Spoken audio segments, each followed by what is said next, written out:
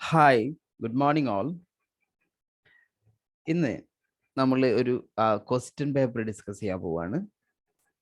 Last December 2021 ചോദിച്ച open book എക്സാമിനേഷന്റെ ക്വസ്റ്റ്യനും അത് എങ്ങനെയാണ് അതിന് അപ്രോച്ച് ചെയ്യേണ്ടത്, എങ്ങനെയാണ് അത് ആൻസർ എഴുതേണ്ടത്, ഈ കാര്യങ്ങളാണ് നമ്മൾ ഡിസ്കസ് ചെയ്യാൻ പോകുന്നത്. ഒരു ക്വസ്റ്റ്യൻ പേപ്പർ ഇങ്ങനെ കിട്ടിയാൽ നിങ്ങൾക്ക് ഫെബ്രുവരി 2 എക്സാമിന് ഇതുപോലെ ഒരു ക്വസ്റ്റ്യൻ പേപ്പർ കിട്ടും. ഇതിന്റെ ഫസ്റ്റ് ഭാഗമൊക്കെ ഇതുപോലെ തന്നെ ആയിരിക്കും. ഈ ഇൻസ്ട്രക്ഷനും കാര്യങ്ങളൊക്കെ നിങ്ങളൊക്കെ വായിക്കാം. നിങ്ങൾ വായിച്ചിട്ടുണ്ടാകും എന്ന് ഞാൻ പ്രതീക്ഷിക്കുന്നു. അത് കഴിഞ്ഞിട്ട് ഒരു സിനാരിയോ തരും. ഒരു 1-2 പേജ് ഉള്ള ഇതൊരു 2 പേജസ് അടങ്ങുന്ന ഒരു സിനാരിയോ ആണ്. ഈ സിനാരിയോ തന്ന് ആ സിനാരിയോയിലെ ബേസിലുള്ള ഒരു 10ഓളം ചോദ്യങ്ങൾ ചോദിക്കും. ഇവിടെ ചോദിച്ചിട്ടുള്ളത് 8 ചോദ്യങ്ങളാണ്. അപ്പൊ ഈ 8 ചോദ്യങ്ങൾക്കുള്ള ഉത്തരമാണ് നമുക്ക് എഴുതാനുള്ളത്. ആദ്യം ഇങ്ങനെ ഒരു സിനാരിയോ കിട്ടിയാൽ നിങ്ങൾ ചെയ്യേണ്ട കാര്യം സിനാരിയോ ഒന്ന് വായിക്കുക എന്നുള്ളതാണ്. 3 തവണയെങ്കിലും നിങ്ങൾ സിനാരിയോ വായിക്കണം. ആദ്യം ഒരു തവണ സിനാരിയോ വായിക്കുന്നു, ദെൻ വീണ്ടും വായിക്കുന്നു, വീണ്ടും വായിക്കുന്നു, വീണ്ടും 3 തവണ സിനാരിയോ വായിച്ചതിന് ശേഷം മതി നിങ്ങൾ ആൻസർ എഴുതി തുടങ്ങാനായിട്ട്. വേണമെങ്കിൽ ക്വസ്റ്റ്യൻ വായിക്കാം, ജസ്റ്റ് എന്താണെന്ന് മനസ്സിലാക്കാൻ വേണ്ടിയിട്ട് ഞാൻ സജസ്റ്റ് ചെയ്യുന്നത് നിങ്ങൾ 2 തവണ സിനാരിയോ വായിക്കുക, എന്നിട്ടൊരു ക്വസ്റ്റ്യൻ വായിക്കുക, ദെൻ 3-ാമത്തെ തവണ വീണ്ടും സിനാരിയോ വായിക്കുക, വീണ്ടും ക്വസ്റ്റ്യൻ വായിക്കുക. അപ്പോൾ നിങ്ങൾക്ക് മനസ്സിലാകും ഈ സിനാരിയോയിൽ എവിടൊക്കെ കാര്യങ്ങളാണ് നമ്മൾ ശ്രദ്ധിക്കാനുള്ളത് എന്നുള്ളത്. ആദ്യം സിനാരിയോ റഫായിട്ട് വായിക്കുക, രണ്ടാമത് ഒരു തവണ കൂടി വായിക്കുമ്പോൾ ആ കാര്യങ്ങൾ ഒന്നും കൂടി ഫോക്കസ്ഡ് ആയിരിക്കും നമ്മൾ. ദെൻ ക്വസ്റ്റ്യൻ വായിക്കുന്നു, വീണ്ടും സിനാരിയോ വായിക്കുന്നു. ആ സമയം നമുക്ക് എവിടെയാണ് ഈ സ്ട്രെസ് ചെയ്ത് മനസ്സിലാക്കേണ്ടത്, സിനാരിയോയിൽ എവിടെയൊക്കെയാണ് നമ്മുടെ പോയിന്റ്സുകൾ ഉള്ളത് എന്ന് മനസ്സിലാക്കാൻ പറ്റും. ആ മനസ്സിലാക്കിയ ഭാഗങ്ങൾ ഒന്ന് ഹൈലൈറ്റ് ചെയ്യാം. ഇപ്പൊ ക്വസ്റ്റ്യൻ വായിച്ചാൽ ഇതിൽ ഏതൊക്കെ കാര്യങ്ങൾ നമ്മൾ ആൻസറിൽ വരണമെന്ന് നിങ്ങൾക്ക് ചിന്തിക്കാൻ പറ്റും. ആ ഭാഗം എന്ത് ചെയ്യാം, ഹൈലൈറ്റ് ചെയ്തു വെക്കാം. എന്നിട്ട് എന്ത് ചെയ്യാം, വീണ്ടും ക്വസ്റ്റ്യൻ വായിക്കാം, എന്നിട്ട് ആൻസർ എഴുതി തുടങ്ങണം. ആൻസർ എഴുതി തുടങ്ങുന്നതിന് മുമ്പ് നമ്മുടെ ആൻസറിൽ എന്തായിരിക്കണം ഉണ്ടാകേണ്ടത് എന്നുള്ളത് നമുക്കൊരു പ്ലാൻ വേണം. നമ്മൾ ഇൻവോളണ്ടറി അങ്ങനെ പ്ലാൻ ചെയ്യും. നമ്മളൊരു കാര്യം ചെയ്യുന്നതിന് മുമ്പ് നമ്മുടെ മനസ്സ് നമ്മളറിയാതെ തന്നെ അതൊരു പ്ലാൻ ചെയ്യും. സ്വാഭാവികമാണ്. അത് എല്ലാ മനുഷ്യരും ചെയ്യുന്നത്. നമ്മൾ ഒരു കാര്യം ചെയ്യുകയാണെന്നുണ്ടെങ്കിൽ അത് നമ്മളറിയാതെ പ്ലാൻ ചെയ്തിട്ടാണ് കാര്യം ചെയ്യുന്നത്. അങ്ങനെയല്ല, നമ്മൾ വോളണ്ടിയർലി നമ്മൾ എന്ത് ചെയ്യണം, ഒരു ആൻസർ പ്ലാൻ ഉണ്ടാക്കണം. ഈ കാര്യങ്ങൾ വരണം, ഈ കാര്യങ്ങൾ വരണം, ഈ കാര്യങ്ങൾ വരണം എന്നുള്ളത് നമ്മൾ എന്ത് ചെയ്യണം, ജസ്റ്റ് ഒരു ആൻസർ പ്ലാൻ പോലെ വേണമെങ്കിൽ എഴുതാം. ആ ഒരു ആൻസർ പ്ലാൻ ഉണ്ടാക്കിയിട്ട് ആ ഒരു ഫ്ലോയിലാണ് ആൻസർ എഴുതേണ്ടത്. അങ്ങനെ ഒരു ആൻസർ പ്ലാൻ ഉണ്ടാക്കുന്നതിന് കാര്യം നമുക്കൊരു ഫ്ലോ ഓഫ് ഇൻഫർമേഷൻ ഉണ്ടാവാൻ വേണ്ടിയിട്ടാണ്, കൊഹീഷൻ ഉണ്ടാവാൻ വേണ്ടിയിട്ടാണ്. ഒരു ഫ്ലോ വേണം. നമ്മൾ വായിക്കുമ്പോൾ ഒരു ആദ്യം ഒരു കാര്യം എഴുതി, പിന്നെ കുറെ കഴിഞ്ഞിട്ട് വേറെ ഏതോ കാര്യം എഴുതി, ഒരു ബന്ധമില്ലാത്ത രീതിയിൽ ആകരുത് ആൻസർ.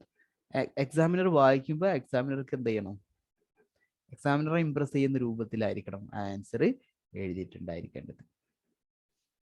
ഓക്കെ, സിനാരിയോ വായിക്കാൻ വരാം. ഓക്കെ, ഞാൻ പെട്ടെന്ന് വായിക്കും. ഓൾറെഡി നിങ്ങൾ വായിച്ച കാര്യങ്ങളാണ്. അപ്പോൾ നിങ്ങൾ ഇപ്പോൾ ഒരു തവണ വായിച്ചു, രണ്ടാം തവണ വായിച്ചു, ക്വസ്റ്റ്യൻ വായിച്ചു, മൂന്നാം തവണ വായിക്കുകയാണ് നമ്മളിപ്പോൾ. മൂന്നാം തവണ വായിക്കുമ്പോൾ നമുക്ക് ആവശ്യമുള്ള കാര്യങ്ങൾ എന്ത് ചെയ്യാം, ഒന്ന് ഹൈലൈറ്റ് ചെയ്യാം. Following a serious and well publicised accident. Wow, serious and well publicised accident നടന്നിട്ടുണ്ട്. എവിടെയാണെന്നറിയില്ല, ആദ്യം തന്നെ നെഗറ്റീവ് പറഞ്ഞിട്ടാണ് തുടങ്ങുന്നത്. You have been newly recruited as health and safety advisor.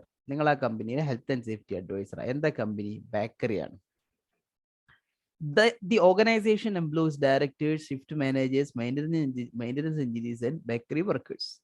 ഇത്ര ആണ് ഈ അവിടുത്തെ ഓർഗനൈസേഷൻ ചാർട്ടാണ് ഈ പറഞ്ഞിരിക്കുന്നത്.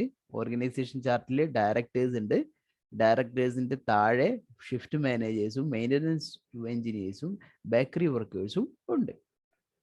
Then the organization produces bread on a large scale using automated machinery. Wow.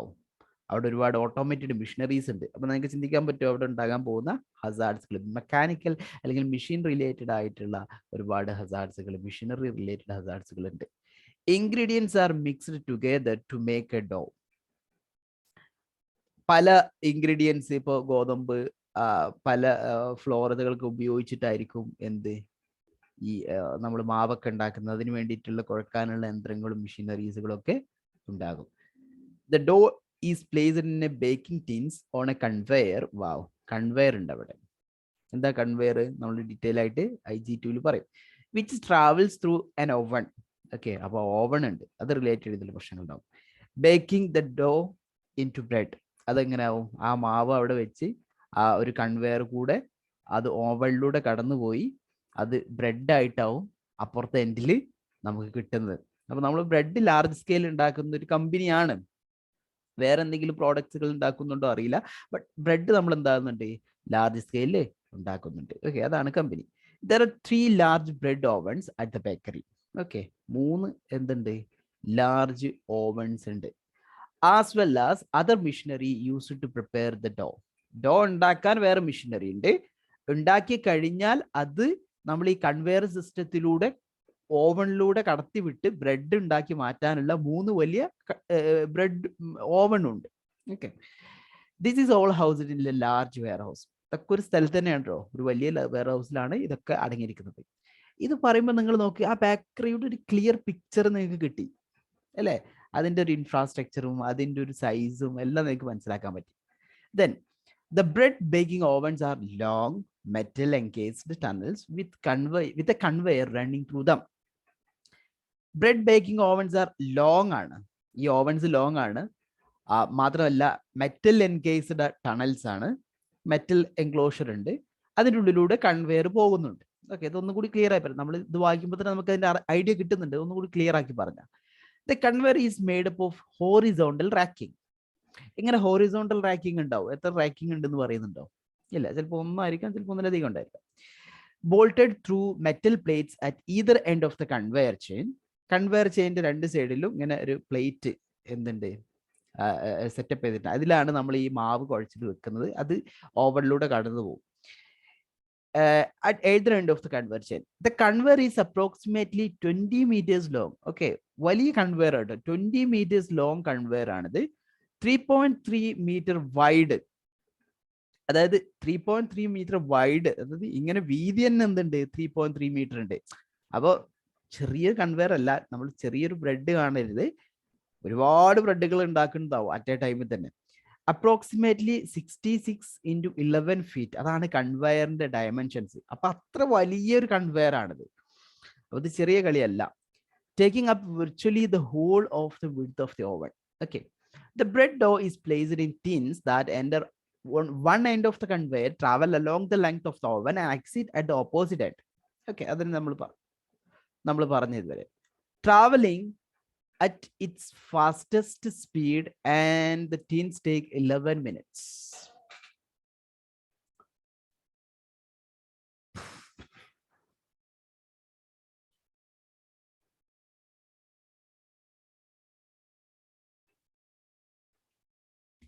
Okay, fine. എന്താ പറഞ്ഞു, ഒരു സ്ഥലത്ത് നിന്ന് ഈ ഓവൻ, അതായത് നമ്മളൊരു ഡോ കൺവെയറിന്റെ ഒരു എൻഡിൽ വെച്ച്, കൺവെയറിന്റെ അല്ല നമ്മുടെ ഓവന്റെ ഒരു എൻഡ് വെച്ച്, ആ കൺവെയർ ഇങ്ങനെ റൊട്ടേറ്റിംഗ് ആയിരിക്കും. ആ ഒരു തലക്കുന്ന് മറ്റേ തലയിലേക്ക് എത്താൻ വേണ്ടിയിട്ട് 17 മിനിറ്റ് എടുക്കുന്നുണ്ട്. കാര്യം ഇത് 20 meter ലോങ് ആണ് ഓവൻ. അപ്പൊ അത്ര എന്ത് ചെയ്യണം, ഇതിന് പാസ് കൺവെയർ ആട്ടോ 20 meter ലോങ്, മിക്കവാറും അത്ര തന്നെ ഉണ്ടായിരിക്കും ഈ ഓവൺ. ഏതായാലും അത്ര വലിയൊരു എന്താണ് സിസ്റ്റം ആണ്. ഇനിയോ, the directors do not believe that what health and safety is a full-time job. Wow, very good. ഇങ്ങനത്തെ ആളുകളാണ് നമുക്ക് വേണ്ടത്. നമുക്ക് ആൻസർ എഴുതാൻ വളരെ എളുപ്പം. But they hope that you will improve the bakery's health and safety performance, learn lessons from the recent serious accident, and most importantly improve the reputation of the organization. അപ്പൊ ഇവർക്ക് തന്നെ കാര്യങ്ങൾ അറിയും, പക്ഷെ ഇവർ വിശ്വസിക്കുന്നുണ്ട് ഡയറക്ടേഴ്സ് മാനേജ്മെന്റ് കമ്മിറ്റ്മെന്റ് കാണിക്കുന്നത് കുറവാണ് എന്ന് വളരെ വ്യക്തമായി പറഞ്ഞു തന്നു. കാര്യം അവര് health and safety full time job ആണെന്ന് വിശ്വസിക്കുന്നില്ല. പക്ഷെ അവർ വേറൊരു കാര്യം വിശ്വസിക്കുന്നുണ്ട്, നമ്മുടെ വർക്ക് പ്ലേസിലെ health and safety performance improve ചെയ്യാൻ പറ്റും. കാര്യം എന്താ, നിങ്ങൾ newly appointed, newly recruited HC അഡ്വൈസറാ, നിങ്ങൾ ഇവിടെ കുറെ മാറ്റങ്ങൾ കൊണ്ടുവരാൻ പോകുന്നുണ്ട് എന്ന് അവരെന്താകുന്നുണ്ട്, എക്സ്പെക്ട് ചെയ്യുന്നുണ്ട്. നിങ്ങൾ എന്ത് ചെയ്യും, കഴിഞ്ഞ റീസെന്റ് ആക്സിഡന്റ് പാഠങ്ങൾ ഉൾക്കൊണ്ടുകൊണ്ട് വർക്ക് പ്ലേസിൽ ഒരുപാട് ഇംപ്രൂവ്മെന്റ്സ് നടത്തും. അങ്ങനെ കമ്പനിയുടെ റെപ്യൂട്ടേഷൻ എന്ത് ചെയ്യും, നിങ്ങൾ ഉയർത്തും. Wow. Okay, they have told you that there is no budget for health and safety. ഓക്കെ, അതൊന്നായി. ഏതായാലും അവർ ഒരുപാട് എക്സ്പെക്ട് ചെയ്യുന്നുണ്ട്, പക്ഷെ അവർ നിങ്ങളോട് പറഞ്ഞത് ഹെൽത്ത് ആൻഡ് സേഫ്റ്റിക്ക് ഒന്നുമില്ല, പുതിയ ബഡ്ജറ്റ് ഒന്നുമില്ല, ബട്ട് നിങ്ങൾ എന്ത് ചെയ്യണം, സേഫ്റ്റി പെർഫോമൻസ് ഇംപ്രൂവ് ചെയ്യണം. But if something is needed, you should present an argument for how it will improve profit. Okay, അങ്ങനെയാണെങ്കിൽ ഓക്കെ, ഇത് എങ്ങനെ പ്രോഫിറ്റ് ഇംപ്രൂവ് ചെയ്യുമെന്ന് നിങ്ങൾ ആർഗ്യൂ ചെയ്താൽ അപ്പോൾ ഡയറക്ടേഴ്സ് എന്ത് ചെയ്യാം, നിങ്ങൾക്ക് വേണമെങ്കിൽ കുറച്ച് ബഡ്ജറ്റ് ഒക്കെ തരാം. അല്ലാത്തൊരു സാഹചര്യത്തിൽ ഹെൽത്ത് ആൻഡ് സേഫ്റ്റിക്ക് ബഡ്ജറ്റ് ഇല്ല എന്നാണ് ആരുടെ വാദം, ഡയറക്ടേഴ്സിന്റെ. അപ്പൊ നമുക്ക് ഫൈനാൻഷ്യൽ ആർഗ്യുമെന്റ് ഒന്ന് ശക്തമായിട്ട് ഉപയോഗിക്കേണ്ടി വരും എന്നാണ് തോന്നുന്നത്. ക്വസ്റ്റ്യൻ വായിച്ചു നോക്കാം. You ask who the health and safety representatives are within the organization and are told that there are none with whom to raise specific safety issues. വാ, ഒരു ഹെൽത്ത് ആൻഡ് സേഫ്റ്റി റെപ്രസെന്റേറ്റീവ് അവിടെ ഇല്ല എന്നാ പറഞ്ഞത്. Health and safety representative അവിടെ ഇല്ല എന്ന് പറഞ്ഞാൽ അതിന്റെ അർത്ഥം എന്താ, വർക്കേഴ്സിന് കൺസൾട്ട് ചെയ്യാൻ അവിടെ ആളില്ല എന്നാ. ഇത് എന്തായാലും വലിയ കമ്പനിയാണ്, കാര്യം എന്താ, ലാർജ് സ്കെയിലിൽ ബ്രെഡ് ഉണ്ടാക്കുന്ന വലിയൊരു ബേക്കറിയാണത്. അപ്പൊ സ്വാഭാവികമായിട്ടും അവിടെ ഹെൽത്ത് ആൻഡ് സേഫ്റ്റി റെപ്രസെന്റേറ്റീവ്സുകൾ ഉണ്ടായിരിക്കണം. അങ്ങനെ ഒരു ഹെൽത്ത് ആൻഡ് സേഫ്റ്റി റെപ്രസെന്റേറ്റീവ് ഇല്ല, വർക്കേഴ്സിനെ കൺസൾട്ട് ചെയ്യുന്നില്ല, വർക്കേഴ്സിന്റെ ഇഷ്യൂസ് അറിയാൻ പറ്റുന്നില്ല. However, if a machine needs to be fixed, you should contact the maintenance engineer. Okay, അങ്ങനെ ഒരു സിസ്റ്റെങ്കിൽ അവിടെ ഉണ്ട്. ഓക്കെ, മെഷീന് വല്ല ഡാമേജ് വന്നാൽ, കൺവെയർ ഇപ്പൊ ബാക്ക് ഡോ ഉണ്ടാക്കി ഇത് ചെയ്യുന്ന, അല്ലെങ്കിൽ ഡോ ഉണ്ടാക്കുന്ന ഒരുപാട് ഓട്ടോമേറ്റഡ് മെഷീൻസ് ഉണ്ടെന്ന് പറഞ്ഞത്, അതിൽ വല്ല മെയിൻ്റനൻസ് വന്നാൽ മെയിൻ്റനൻസ് എഞ്ചിനീയറെയാണ് കോൺടാക്ട് ചെയ്യേണ്ടത്. You also ask if any health and safety training is provided to staff and are advised that as far as training is concerned, there is an induction training for new starters within 6 weeks of joining the organization. വേറെ training എന്തെങ്കിലും കൊടുക്കുന്നുണ്ടോ എന്ന് ജോജോ പറഞ്ഞു. ഉണ്ട്, induction training new സ്റ്റാർട്ടേഴ്സിന് കൊടുക്കുന്നുണ്ട്. ഒരു 6 weeks of the ജോയിനിങ്ങിനൊക്കെയാണ് കൊടുക്കുന്നത്. 1.5 മാസം ഉള്ളിലാണ് ഈ ട്രെയിനിങ് വർക്കേഴ്സിന് കൊടുക്കുന്നത്. 6 വീക്സ് ഓഫ് ജോയിനിങ്ങിനാണ് നമ്മൾ എന്ത് ചെയ്യുന്നത്, ഒരു ഇൻഡക്ഷൻ ഇപ്പോൾ ജോയിൻ ചെയ്ത് ഒരു മാസമൊക്കെ ജോലി ചെയ്തതിന് ശേഷമൊക്കെയാണ് ഇൻഡക്ഷൻ ട്രെയിനിങ് കൊടുക്കുന്നത്. എന്താണ്, new starters are then shown how to carry out their role by someone else in the relevant department. അവിടെ എന്താ കാണിച്ചു കൊടുക്കുന്നത്, അവിടെ എങ്ങനെയാണ് അവരുടെ ജോലി ചെയ്യേണ്ടത് എന്നുള്ളത് വേറെ ആരെങ്കിലുമൊക്കെ കാണിച്ചു കൊടുക്കും. അതാണ് ഇൻഡക്ഷൻ ട്രെയിനിങ്ങിൽ ചെയ്തു കൊടുക്കുന്ന ഒരു കാര്യം. You are told that quite a lot of people have received first aid training. Okay, അത് നല്ലൊരു കാര്യമാണ്. ഒരുപാട് ആളുകൾക്ക് എന്ത് ചെയ്തിട്ടുണ്ട്, ഫസ്റ്റ് എയ്ഡ് ട്രെയിനിങ് കൊടുത്തിട്ടുണ്ട്. ഇൻഡക്ഷൻ ട്രെയിനിങ് ഉണ്ട്, അപ്പോൾ അവിടെ ഫസ്റ്റ് എയ്ഡ് ട്രെയിനിങ് കൊടുത്തിട്ടുണ്ട്. But it was a long time ago, ഒരുപാട് കാലമായി കൊടുത്തിട്ട്. അതൊരു നെഗറ്റീവാണ്. And many of those trained have since left organisation. ഓ, പിന്നെ എന്തിനാ ഇവിടെ പറഞ്ഞത്, ഒരുപാട് ആളുകൾ ട്രെയിനിങ് ഒക്കെ കൊടുത്തിട്ടുണ്ട്, പക്ഷെ ട്രെയിനിങ് കൊടുത്ത ആളുകളെല്ലാം അല്ല, ഒരുപാട് ആളുകൾ എന്തായിട്ടുണ്ട്, ജോലി പിരിഞ്ഞു പോയിട്ടുണ്ട്. Other than that there is not much in the way of training. വേറെ കാര്യമായിട്ടൊന്നും എന്തില്ല, ട്രെയിനിങ്ങിന് വേറെ ഒന്നും അവിടെ. ഒരു ഇൻഡക്ഷൻ ട്രെയിനിങ് ഒരു 1.5 മാസത്തിന്റെ ജോയിനിങ്ങിന് ശേഷം ചിലപ്പോൾ കൊടുത്തേക്കാം. അത് കഴിഞ്ഞിട്ട് മുമ്പൊന്നോ ഫസ്റ്റ് എയ്ഡും കൊടുത്തിട്ടുണ്ട് ട്രെയിനിങ്, വേറെ ഒന്നുമില്ല. Because the directive feel it is A wasting working time. അവരുടെ ഫീല് നോക്കണേ, വേസ്റ്റ് ആണെന്നാണ് അവര് വിശ്വസിക്കുന്നത്. Finally, you ask where the health and safety documentation is kept, but as they say that they don't know, and suggest you ask the shift manager on duty. അപ്പൊ എന്തായി, health and safety ഡോക്യുമെന്റേഷനും ഇല്ല. they don't know എന്ന് പറഞ്ഞാൽ എന്താ, ഇനി ഉണ്ടോ ഇല്ലേന്ന് അറിയില്ല, ഉണ്ടെങ്കിലും വലിയ കാര്യമൊന്നുമില്ല, അവ എവിടെയെന്ന് അറിയില്ല എന്ന് പറഞ്ഞാൽ അവരോട് ഒരു കറക്റ്റ് കമ്മ്യൂണിക്കേഷൻ ഇല്ല, ഡോക്യുമെന്റേഷന്റെ ഒരു പർപ്പസ് നടക്കുന്നില്ല എന്നല്ലേ. എന്തായാലും നിങ്ങൾ എന്ത് പറഞ്ഞു, ഷിഫ്റ്റ് മാനേജറോട് ചോദിക്കാൻ പറഞ്ഞിട്ടുണ്ട്. ചോദിച്ചു നോക്കാം. The duty shift manager is sitting at their desk surrounded by paperwork. Okay, shift manager എന്തായിട്ടുണ്ട്, അവിടെ ഒരുപാട് പേപ്പർ വർക്ക് ഇടയിൽ നിൽക്കുന്നുണ്ട്, ലുക്കിംഗ് സ്ട്രെസ്ഡ്. എന്തോ പേപ്പർ തരികയായിരിക്കും ഒരു പക്ഷേ, അല്ലെങ്കിൽ ആകെ സ്ട്രെസ് ആയിട്ടാണ് ഈ ഷിഫ്റ്റ് മാനേജർ നിൽക്കുന്നത്. You introduce yourself and ask where health and safety documentation is kept.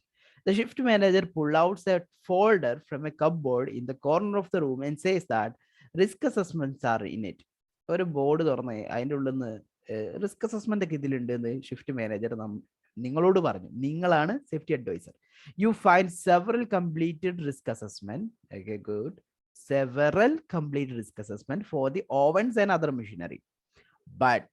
But they are very out of date. They are very out of date. എന്ത് നടത്തിയിട്ടില്ല? റിവ്യൂവിംഗ് ഓഫ് റിസ്ക് അസസ്മെന്റ് നടത്തിയില്ല. Risk അസസ്മെന്റിന്റെ 5ാമത്തെ സ്റ്റെപ്പാണ് അത് ആവശ്യമുള്ളപ്പോൾ review ചെയ്യണം എന്നുള്ളത്. ഇതെല്ലാം ഔട്ട് ഓഫ് ഡേറ്റ് ആണ്. You ask to see the accident near miss records but the shift manager advises that accidents do not happen often. Accidents ഒന്നും ഇവിടെ സാധാരണ സംഭവിക്കാറില്ല. ഇത് ആരുടെ ആറ്റിറ്റ്യൂഡാണ്? ഷിഫ്റ്റ് മാനേജറുടെ ആറ്റിറ്റ്യൂഡാണിത്. So there is no need to keep a manual record. അതുകൊണ്ട് തന്നെ ആക്സിഡന്റ് റെക്കോർഡ് ഒന്നും കീപ്പ് ചെയ്യേണ്ട ആവശ്യമില്ല. ഒരു ഷിഫ്റ്റിന്റെ മാനേജറുടെ ഒരു ഹെൽത്ത് ആൻഡ് സേഫ്റ്റിയിലുള്ള ആറ്റിറ്റ്യൂഡാണിത്. However, you have heard from the other workers that accidents and near miss occur frequently. എപ്പോഴും സംഭവിക്കുന്നതാണ്. ഇയാൾ വെറുതെ പറയാണ് shift manager. But that they are not formally reported. അങ്ങനെ ഫോർമലി റിപ്പോർട്ട് ചെയ്യാനുള്ള ഒരു സിസ്റ്റം അവിടെ ഇല്ല. ഓക്കെ, ഒരുപാട് കാര്യങ്ങൾ ഇപ്പോൾ പറഞ്ഞു. 3ാമത്തെ 4ാമത്തെ എലിമെന്റ് ഒരുപാട് കാര്യങ്ങൾ ഇതുവരെ തന്നെ പറഞ്ഞു. ഇനിയോ, you ask where the inspection and maintenance documentation. നിങ്ങൾ അവരെ വെറുതെ വിടാൻ തീരുമാനിച്ചില്ല. നിങ്ങൾ വീണ്ടും അവരെ ലോക്കാക്കാൻ വേണ്ടിയിട്ട് ഓരോന്ന് ചോദിച്ചുകൊണ്ടിരിക്കുകയാണ്. ഇതാണ് ഹെൽത്ത് ആൻഡ് സേഫ്റ്റിക്കാർ ആരും ഇഷ്ടപ്പെടാത്തത്. For the bakery machinery is kept and are directed to the maintenance engineer. Okay, അപ്പോൾ നിങ്ങളോട് ഹെൽത്ത് ആൻഡ് സേഫ്റ്റി ഡോക്യുമെന്റേഷൻ ചോദിച്ചപ്പോൾ നിങ്ങൾ ഷിഫ്റ്റ് മാനേജർ അടുത്ത് വിട്ടു. അതുപോലെ തന്നെ നിങ്ങൾ മെയിൻ്റനൻസിന്റെ ഡോക്യുമെന്റ് ചോദിച്ചപ്പോൾ നിങ്ങളെ മെയിൻ്റനൻസ് എഞ്ചിനീയർ അടുത്ത് വിട്ടു. അപ്പോൾ ഇതിനൊരു ഹൈറാർക്കി ഉണ്ട്. അതൊരു വലിയ കാര്യമാണ് അല്ലെ? ഓർഗനൈസേഷണൽ ഹൈറാർക്കി ഒക്കെ സെറ്റപ്പ് ചെയ്തിട്ടുണ്ട്. അത് മാനേജ്മെന്റ് ചെയ്തിട്ടുള്ള നല്ലൊരു കാര്യമാണ്. എന്നിട്ട് നിങ്ങൾ ഷിഫ്റ്റ് മെയിൻ്റനൻസ് എഞ്ചിനീയർ അടുത്ത് നിങ്ങൾ ചോദിച്ചു. The maintenance engineer explain that they do not keep a record of inspection and maintenance other than in their work diary. Work ഡയറിയിൽ അല്ലാതെ എന്താക്കുന്നില്ല? ഇൻസ്പെക്ഷനും മെയിൻ്റനൻസ് റെക്കോർഡും കീപ്പ് ചെയ്യുന്നില്ല എന്ന്. എങ്ങനെ ഇരിക്കണേ? ഒന്നുമില്ല ഇപ്പൊ അവിടെ. പക്ഷെ വർക്ക് ഡയറിയിൽ ഉണ്ടെന്ന് പറഞ്ഞിട്ടുണ്ട്. ഏതായാലും നന്ദി. And that they can see when a machine was last used from that diary. Okay, അപ്പൊ ആ ഡയറിയിൽ നിന്ന് എന്ത് മനസ്സിലാക്കാൻ പറ്റും നമുക്ക്? ആ മെഷീൻ എന്നാണ് അവസാനം ഉപയോഗിച്ചത് മനസ്സിലാക്കാൻ പറ്റും. അതല്ലാതെ നമ്മൾ മെയിൻ്റനൻസിന്റെ ഇൻസ്പെക്ഷന്റെ ഡോക്യുമെന്റ് ഒന്നും കീപ്പ് ചെയ്യുന്നില്ല. They have been doing the job for over 15 years. Okay, and just know which machine have had work done to them. അവർ 10-15 വർഷമായി ഈ കാര്യം വർക്ക് ചെയ്യാൻ തുടങ്ങിയിട്ട് അവർക്ക് അറിയാം ഏത് വർക്ക്, ഏത് മെഷീനാണ് നല്ലത്, ഏത് മെഷീനാണ് ആകാത്തത്. അതൊക്കെ അവർക്ക് അറിയും. അതൊക്കെ ഒരു അണ്ടർസ്റ്റാൻഡിങ്ങിലാണ് പോകുന്നത് എന്നാണ് അയാളുടെ കാഴ്ചപ്പാട്.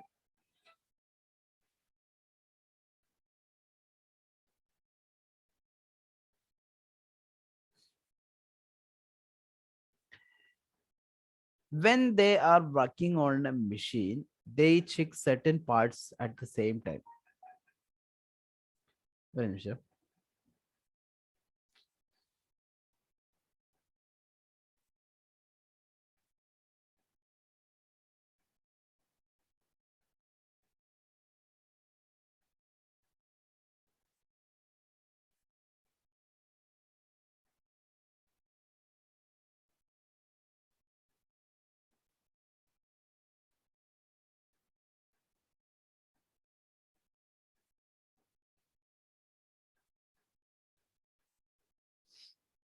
എന്താണ്?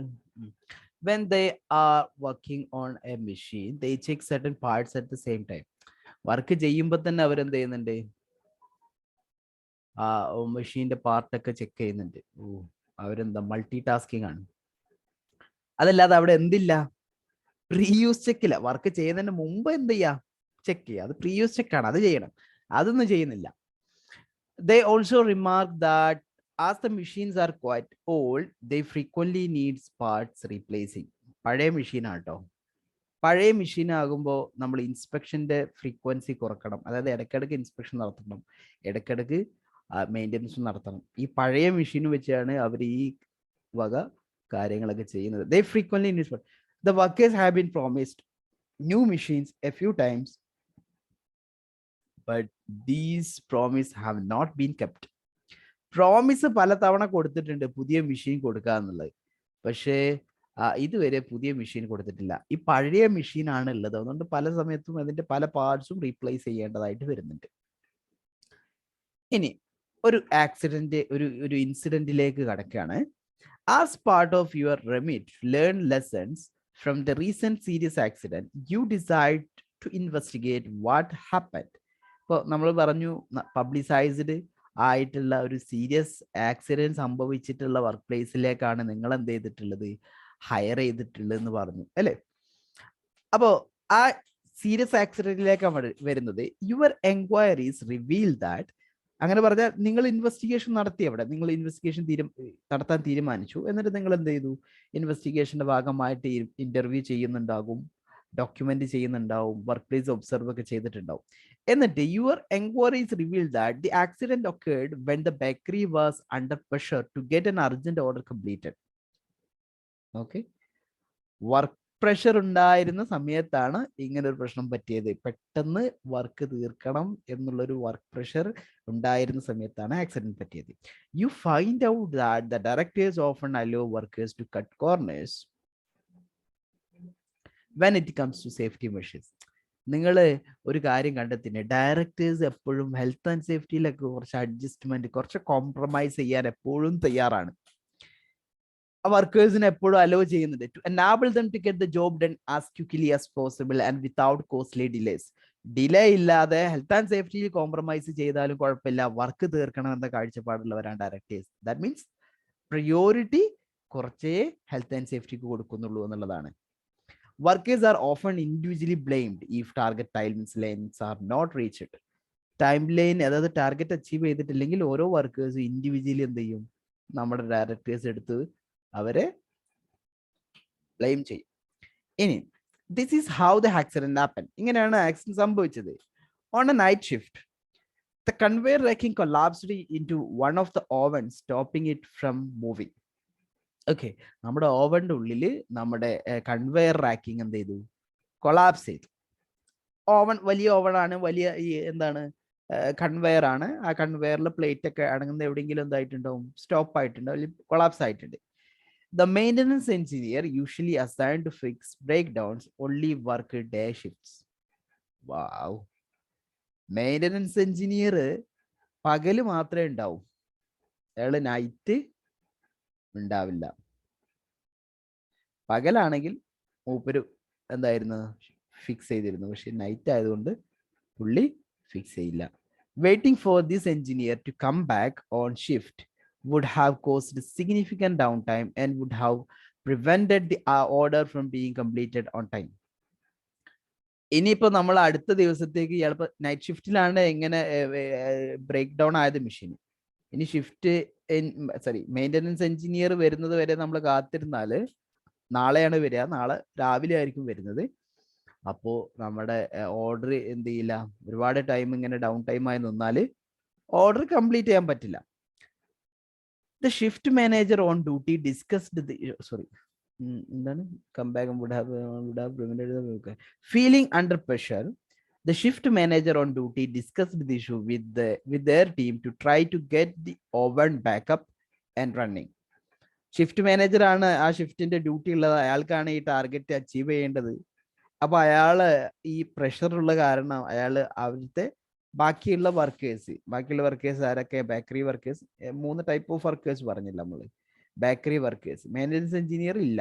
ഓക്കെ, അപ്പൊ ബാക്കി ബേക്കറി വർക്കേഴ്സിനോട് പറഞ്ഞു നമുക്കിത് എങ്ങനെ റിസോൾവ് ചെയ്യാൻ പറ്റും എന്നുള്ളത്. ഓക്കെ, ഞാൻ ഹൈലൈറ്റ് ചെയ്തില്ല, പിന്നെ സോറി.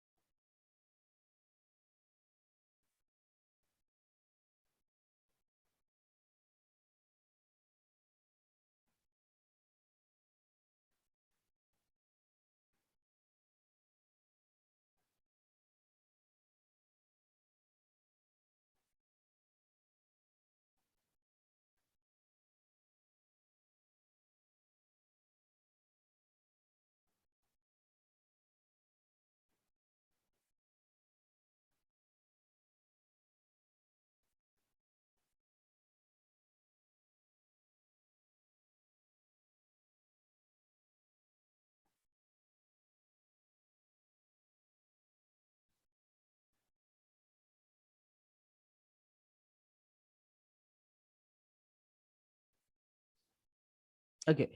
എന്നിട്ട് അങ്ങനെ ബാക്കി ബേക്കറി വർക്കേഴ്സ് ഡിസ്കസ് ചെയ്തു. It was decided that a newly promoted maintenance engineer and another young worker were assigned to enter the bread oven to retrieve the fallen racking themselves. Okay. പക്ഷെ വേറൊരു കാര്യമുണ്ട് ഇവിടെ. ഒരു newly promoted maintenance engineer ഉണ്ടായിരുന്നു അവിടെ. Newly promoted maintenance engineer, main maintenance engineer ആണ് എന്താണ് day ഷിഫ്റ്റിലുള്ളത്.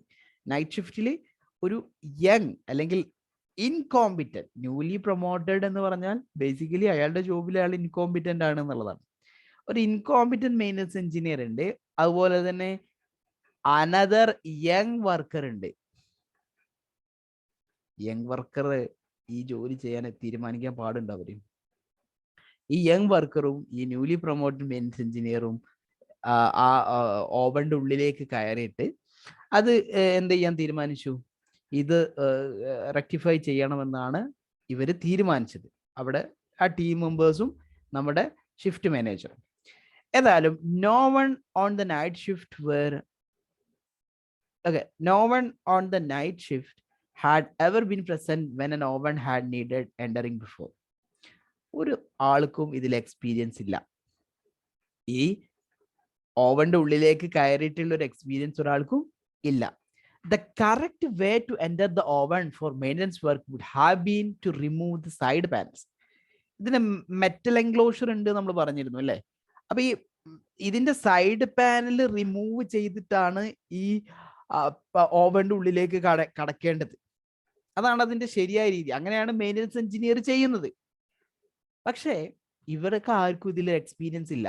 However, this would have taken a long time.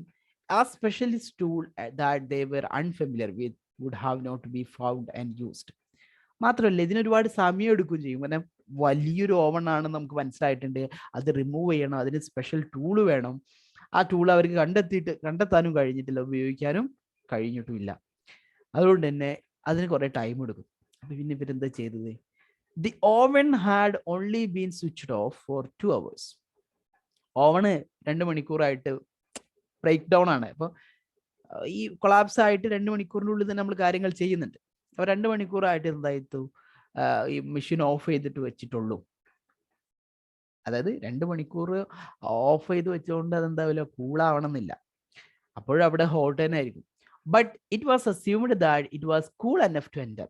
അവർ വിചാരിച്ചത് ആവശ്യത്തിന് കൂളാണ് എന്ന്. The temperature gauge were not checked before entering. Okay, so the two workers decided to enter via the route the bread would have take on the moving conveyor.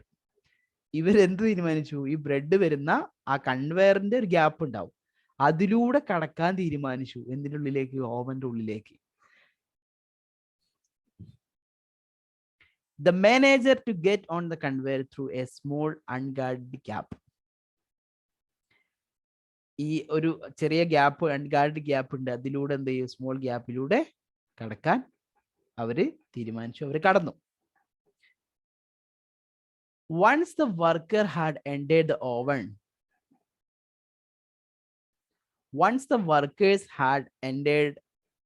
the oven, എന്ത് സംഭവിച്ചു? They soon realized it was too hot. They were unable to get the attention of their colleagues outside of the oven, but eventually managed to alert them by shouting for help. അപ്പോ അവര് വിചാരിച്ച പോലെ അല്ല, ഉള്ളിൽ നല്ല ഹോട്ടായിരുന്നു. പെട്ടെന്ന് ഇവരെന്ത് ചെയ്തു? ആർത്ത് വിളിക്കാൻ തുടങ്ങി. ഇതിന്റെ മെറ്റൽ കേസിങ് കാരണം അത് ട്രാൻസ്പെറന്റ് ഒന്നാവില്ലല്ലോ മെറ്റൽ കേസിങ്. അതുകൊണ്ട് പുറത്തുള്ളവർക്ക് അറിയാൻ പറ്റില്ല. ഇവർ ജസ്റ്റ് ഉള്ളിലേക്ക് കയറിയിട്ടുണ്ട്, അവർ സേഫ് ആകുന്നത് പുറത്തുള്ളവർ വിചാരിക്കും. പക്ഷെ ഇവരെന്ത് ചെയ്തു? ഷൗട്ട് ചെയ്യാൻ തുടങ്ങി ഹെൽപ്പിന് വേണ്ടിയിട്ട്. അപ്പോൾ അവരുടെ കൊളീഗ്സ് മനസ്സിലായി. their colleagues tried to get them out of the oven, but they did not know how to do this or locate how far they were inside the oven. 20 metre conveyor length ഉണ്ട്. എന്തായാലും ഒരു 19 metre അല്ലെങ്കിൽ 19.5 metre എന്തുണ്ടായിരിക്കും? Oven size ഉണ്ടായിരിക്കും. അപ്പൊ ഈ ഓവനിൽ എവിടെയാണ് ഇവരുള്ളതെന്ന് മനസ്സിലാക്കാൻ പറ്റണില്ല. ഓക്കെ, ഒരു ഉള്ളിലേക്ക് കയറിയിട്ടുണ്ട്. എങ്ങനെയാണ് ഇവരെ പുറത്തേക്ക് കൊണ്ടുവരാൻ കഴിയുക എന്നും ഇവർക്ക് മനസ്സിലാവുന്നില്ല. Everyone was frantically trying to help, but there seemed to be no one in charge to take control of the situation. എല്ലാവരും അവരെ ഹെൽപ്പ് ചെയ്യാൻ ട്രൈ ചെയ്യുന്നുണ്ട്, പക്ഷെ ആരും അവിടെ ആ എമർജൻസി സിറ്റുവേഷനെ ഡീല് ചെയ്യാൻ പാകത്തിന് മുന്നോട്ട് വരുന്നില്ല, അല്ലെങ്കിൽ അങ്ങനെ ഒരാൾ അവിടെ ഇല്ല. ശരിക്കും അങ്ങനെ ഒരു എമർജൻസി സിറ്റുവേഷൻ വന്നാൽ എമർജൻസി റെസ്പോൺസ് ടീം ഉണ്ടായിരിക്കണം. അവര് എന്ത് ചെയ്യണം? ആക്ഷൻ സിസ്റ്റമാറ്റിക്കലി ചെയ്യണം. എമർജൻസി പ്രൊസീജിയർ ഉണ്ടായിരിക്കണം. ആ എമർജൻസി പ്രൊസീജിയർ ഫോളോ ചെയ്തിട്ട് അവരെന്ത് ചെയ്യണം? പുറത്തെടുക്കണമായിരുന്നു. As a result of this there was a delay in getting them out. ചെറിയൊരു ഡിലേ വന്നു അവരെ എന്ത് ചെയ്യാൻ? പുറത്ത് എടുക്കാൻ. ഓക്കെ, ചെറിയൊരു ഡിലേ ആണ് വന്നത്. There was no way to reverse the conveyor belt, so the workers had to forcefully pull off barriers and side panels to help them escape. Okay, വളരെ മൃഗീയമായിട്ട് വളരെ ഫോഴ്സ്ഫുൾ ആയിട്ടാണ് അവരെന്തായിട്ടുള്ളത്? പുറത്തേക്ക് എടുത്തത്. എന്തായാലും എന്താ സംഭവിച്ചെന്നിട്ട്? Both workers who entered the oven suffered serious burn. മാത്രമല്ല, workers at the scene were not first aid trained, so but did their best to help their colleagues. അവിടെ ഒരാളും ഫസ്റ്റ് എയ്ഡ് ട്രെയിൻഡ് ആയിട്ടുള്ള ആളുകൾ ആ സമയത്ത് ഉണ്ടായിരുന്നില്ല. Unfortunately both workers died from their injuries at the scene. Okay, ചെറിയ പ്രശ്നം പറ്റില്ല, രണ്ടാളും മരിച്ചുപോയി. The workers who helped get them out were traumatized by what they had witnessed and had to take extended periods of work to recover. ബാക്കിയുള്ള workers എന്തായി? ട്രോമറ്റൈസ്ഡും ആയി. Mental ഷോക്കും അവർക്ക് ഉണ്ടായി. കാര്യം അവർ നേരിട്ട് കാണാൻ ഒരാൾ വെന്ത് മരിക്കുന്നത്, സ്വാഭാവികമായിട്ടും അവരും പേടിക്കും. മൊറാലിറ്റി കുറയും. മോറൽ കോൺഫിഡൻസ് കുറഞ്ഞാൽ ആബ്സെന്റീസം ഉണ്ടാകും.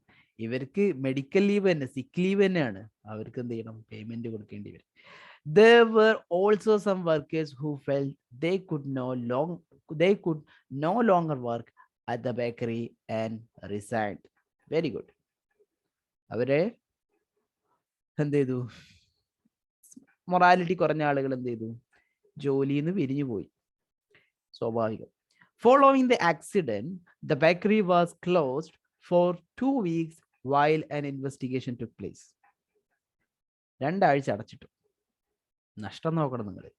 The associated downtime caused many missed production deadline and lost contractors.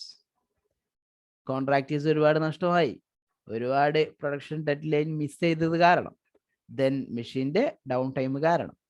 The organization, the directors and duty shift manager were all prosecuted for breaches of health and safety legislation. ആരൊക്കെ? Company, ഓർഗനൈസേഷനും ഡയറക്ടറും shift മാനേജറും എല്ലാം പ്രോസിക്യൂഷന് വിധേയപ്പെടേണ്ടി വന്നു. They pleaded guilty to all the counts against them. The organization was fined. അതായത് reputation നഷ്ടപ്പെട്ടു. The organization was fined. എത്ര pound ആണിത്? 350,000. Okay, അത് എത്രയാണെന്ന് നിങ്ങൾ ഇന്ത്യൻ റുപ്പീസിൽ കൺവേർട്ട് ചെയ്യാം. And ordered to pay costs of 350,000 and 250,000. Since the accident, the bakery has lost bread orders due to clients not wanting to be associated with them. Reputation നഷ്ടപ്പെട്ട ഒരു company, അവർക്ക് പിന്നെ എന്തുണ്ടാവില്ല? Orders ഉണ്ടാവില്ല.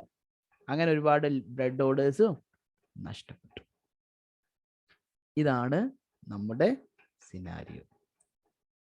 ഈ scenario മനസ്സിലായോ? ഈ scenario എന്താന്ന് മനസ്സിലായോ?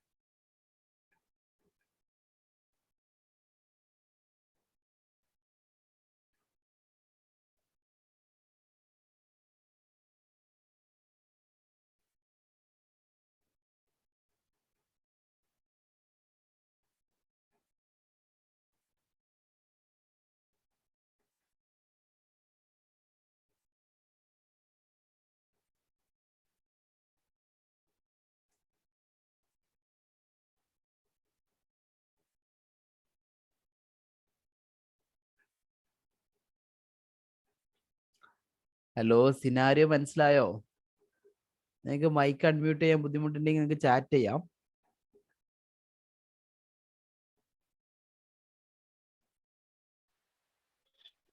മനസ്സിലായി, പക്ഷെ ഒന്നും വ്യക്തമായില്ല. ഒരു പൊല്ലാപ്പൊടിച്ച കമ്പനി ആയി പോയത്.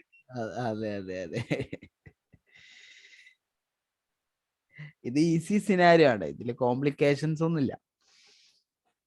പക്ഷെ ഒരുപാട് കാര്യങ്ങൾ നമുക്ക് ഒരു അല്ലെ, ചെറിയൊരു സിനാരിയോയിലൂടെ ഒരുപാട് കാര്യങ്ങൾ നമുക്ക് പറഞ്ഞു. ആ കമ്പനിയുടെ ഒരു വ്യക്തമായ ചിത്രം നമുക്ക് കിട്ടി. അതാണ് ബോഷിന്റെ സിനാരിയോ. നമ്മൾ വായിക്കുമ്പോൾ അതിന് വ്യക്തമായ ഒരു ചിത്രം നമുക്ക് കിട്ടും. അതിനൊരു കറക്റ്റ് മീനിങ് മനസ്സിലാവണം എന്നുണ്ടെങ്കിൽ നമുക്ക് ഈ കൺസെപ്റ്റുകളൊക്കെ ക്ലിയർ ആയിട്ട് അറിയണം. ഇപ്പൊ ഈ നമുക്കിപ്പോ ടോപ്പിക്സുകളൊക്കെ ഇങ്ങനെ അറിയുന്നത് കൊണ്ട് നിങ്ങൾക്കൊരു ചിത്രം കിട്ടിയിട്ടുണ്ടാവും, എന്താണ് ആ കമ്പനിയിലെ ഒരു കാര്യങ്ങള് എന്നുള്ള ഒരു ഏകദേശ ധാരണ നിങ്ങൾക്ക് വന്നിട്ടുണ്ടാവും. ഞാൻ നിങ്ങൾക്ക് സിനാരിയോ വായിക്കാൻ ഒരു തവണ കൂടി ടൈം തരണോ? ഞാൻ ഈ ഹൈലൈറ്റ് ചെയ്തുള്ളതൊന്നും നിങ്ങളൊന്ന് പെട്ടെന്ന് വായിക്കോ?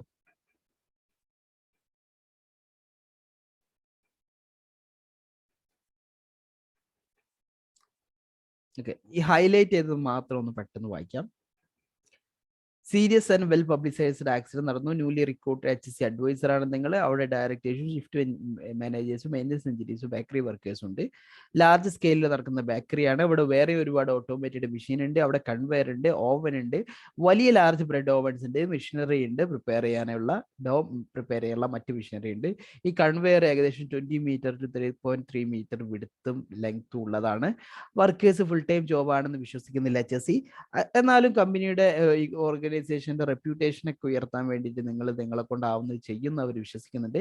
ഹെൽത്ത് ആൻഡ് സേഫ്റ്റിക്ക് ബഡ്ജറ്റ് ഒന്നും തരാൻ പറ്റില്ല, പക്ഷെ നിങ്ങൾ ഇംപ്രൂവ് ചെയ്യും പ്രോഫിറ്റ് എന്നുണ്ടെങ്കിൽ അപ്പോൾ നമുക്ക് ചിന്തിക്കുക എന്നാണ് പറഞ്ഞത്. അവിടെ കൺസൾട്ടേഷൻ ഇല്ല, വർക്കർ റെപ്രസെൻറ്റേറ്റീവ് ഇല്ല. മെയിൻ്റനൻസ് എഞ്ചിനീയറെ കോൺടാക്ട് ചെയ്യാൻ പറഞ്ഞു. ഓക്കെ, കോൺടാക്ട് ചെയ്തപ്പോൾ അവർ എന്ത് ചെയ്തു പറഞ്ഞു. അങ്ങനെ ഇൻസ്പെക്ഷൻ മെയിൻ്റനൻസ് ഡോക്യുമെന്റ്സ് നമ്മൾ സൂക്ഷിക്കുന്നില്ല, ബട്ട് ഒരു ജസ്റ്റ് ഡയറി ഉണ്ട്, ആ വർക്ക് ഡയറി ഉണ്ട്, അതിൽ കാര്യങ്ങളൊക്കെ എഴുതാറുണ്ട്. ഫസ്റ്റ് എയ്ഡ് ട്രെയിനിങ് മുമ്പ് കൊടുത്തിട്ടുണ്ട് ഒരുപാട് ആളുകൾക്ക്, but most of the people left the organisation. And directors പുതിയ ട്രെയിനിങ്ങോ കാര്യങ്ങളൊന്നും ചെയ്യുന്നില്ല, അതൊക്കെ വേസ്റ്റ് ആണെന്നാണ് അവർ മനസ്സിലാക്കി വെച്ചത്. റിസ്ക് അസസ്മെന്റ്സ് ഒരുപാട് നടത്തിയിട്ടുണ്ട്, പക്ഷെ ഒക്കെ ഔട്ട് ഓഫ് ഡേറ്റ് ആണ്.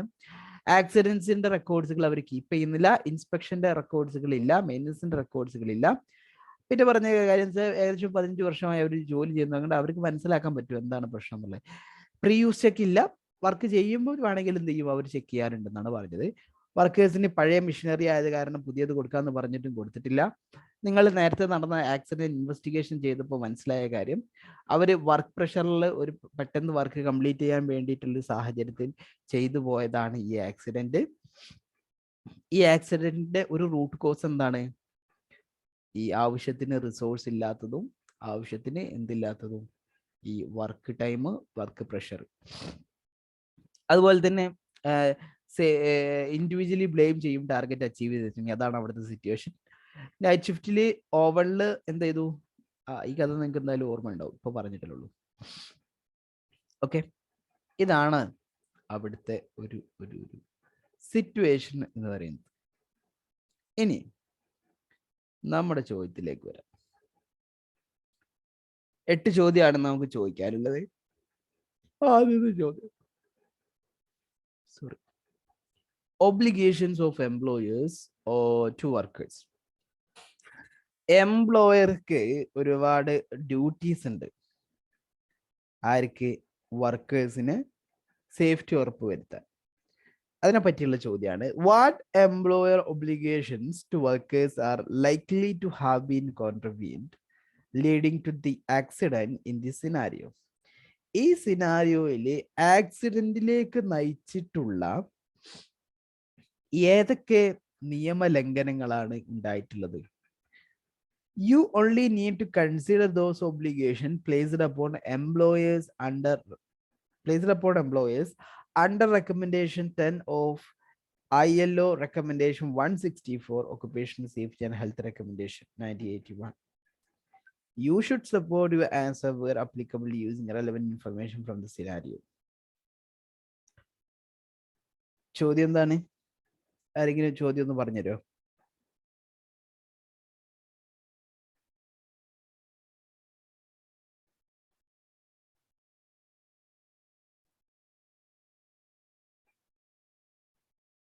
എന്താണ് ചോദ്യം?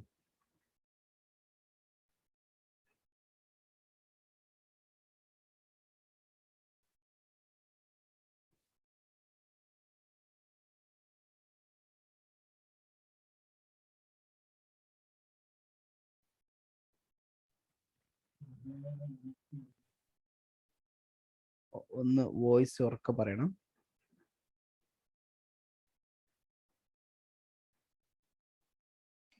എംപ്ലോയറുടെ വീഴ്ച. എംപ്ലോയർ എവിടേക്കാണ് നിയമലംഘനങ്ങൾ നടത്തിയിട്ടുണ്ടാവുന്നത്? നിങ്ങൾ എങ്ങനെയായിരിക്കും ഈ ഒരു ആൻസർ എഴുതാൻ പോകുന്നത്? നിങ്ങളുടെ ആൻസർ പ്ലാൻ എന്താണ്? നിങ്ങൾ എങ്ങനെയായിരിക്കും ഈ ആൻസർ എഴുതാൻ പോകുന്നത്?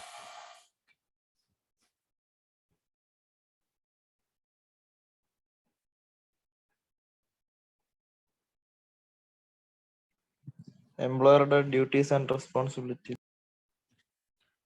എംപ്ലോയിയുടെ ഡ്യൂട്ടീസ് ആൻഡ് റെസ്പോൺസിബിലിറ്റീസ് ചെക്ക് ചെയ്യും ആദ്യം, അല്ലേ? എവിടെ ചെക്ക് ചെയ്യുക? എവിടെയാണ് അതുള്ളത്? ക്വസ്റ്റ്യനിൽ പറഞ്ഞിട്ടുണ്ട് റെക്കമെൻഡേഷൻ 10 ഓഫ് റെക്കമെൻഡേഷൻ 164. അതാണ് എംപ്ലോയറുടെ. അതിന്റെ ബേസിലുള്ള കാര്യങ്ങൾ മാത്രം നിങ്ങൾ എന്ത് ചെയ്താൽ മതി? എടുത്ത് എഴുതിയാൽ മതി. അത് വെറുതെ എഴുതിയിട്ട് കാര്യമില്ല. അതിൽ ഇവിടെ എവിടേക്കാണ് ബ്രീച്ച് ആയിട്ടുള്ളത് എന്ന് എന്ത് ചെയ്യണം? നിങ്ങൾ കമന്റ് ചെയ്യണം. ഓക്കെ, നിങ്ങൾ ആദ്യം എന്ത് ചെയ്യും? ഗൂഗിളിൽ പോവും, ILOയുടെ റെക്കമെൻഡേഷൻ 164 എടുത്ത് നോക്കും, ഇല്ലേ? ഓക്കെ, അപ്പൊ നമ്മളെ സ്റ്റെപ്പ് അതാണ്. ആദ്യത്തെ സ്റ്റെപ്പ് ഇവിടെ എന്താ? Recommendation 10 of recommendation 164. ഇത് ഓൾറെഡി നിങ്ങൾ വായിച്ചിട്ടുണ്ട്. ഞാൻ അന്ന് നിങ്ങളോട് വായിക്കാൻ പറഞ്ഞിരുന്നു. നിങ്ങളിത് ഓൾറെഡി വായിച്ചിട്ടുണ്ടാകും എന്ന് ഞാൻ വിശ്വസിക്കുന്നു. എന്നാലും ഞാൻ എന്ത് ചെയ്യാം? അത് കാണിച്ചു തരാം.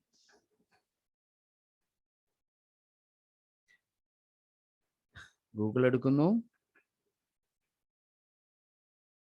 ഗൂഗിൾ എടുത്തിട്ട് നിങ്ങൾ ഗൂഗിൾ കാണുന്നുണ്ടാവില്ല.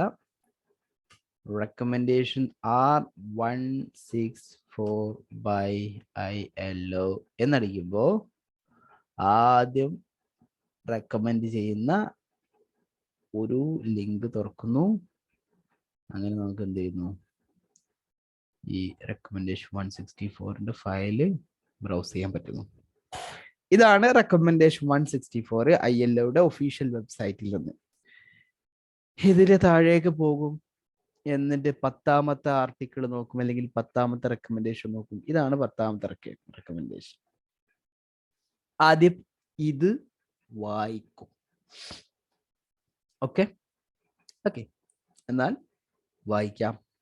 നിങ്ങളെ ഡിവൈസിൽ തുറക്കാൻ പറ്റുന്നുണ്ടെങ്കിൽ, ചിലപ്പോൾ ഇത് എത്ര ആളുകൾക്ക് ഈ വീഡിയോ ക്ലാരിറ്റി ഉണ്ടെന്നുണ്ടെങ്കിൽ, നിങ്ങളുടെ നെറ്റ്വർക്ക് എത്രത്തോളം സ്ട്രോങ് ആണ് അതിനനുസരിച്ച് ഈ വീഡിയോ ക്ലാരിറ്റി ഉണ്ടാവുള്ളൂ. ഇത് വായിക്കാൻ നിങ്ങൾക്ക് ഇത് കിട്ടുന്ന അത്ര ക്ലാരിറ്റി ഉണ്ടാവുമോ എന്ന് എനിക്കറിയില്ല. അപ്പൊ നിങ്ങളൊരു കാര്യം ചെയ്യാം, നിങ്ങളുടെ ഡിവൈസിൽ നിങ്ങൾ റെക്കമെൻഡേഷൻ 164/ILO എന്നടിച്ച് ആ റെക്കമെൻഡേഷൻ 164 എടുത്ത് 10ാമത്തെ ആർട്ടിക്കിൾ വായിക്കുക. നമ്മുടെ ക്വസ്റ്റ്യൻ സിനാരിയോ അതും വായിക്കുക. എന്നിട്ട് നിങ്ങളൊരു ആൻസർ പ്ലാൻ ഉണ്ടാക്കുക. ആൻസർ അല്ല, ആൻസർ പ്ലാൻ. ജസ്റ്റ് നിങ്ങളിപ്പോ എന്തൊക്കെയായിരിക്കും നിങ്ങൾ എഴുതാൻ പോകുന്ന പോയിന്റ്സുകൾ?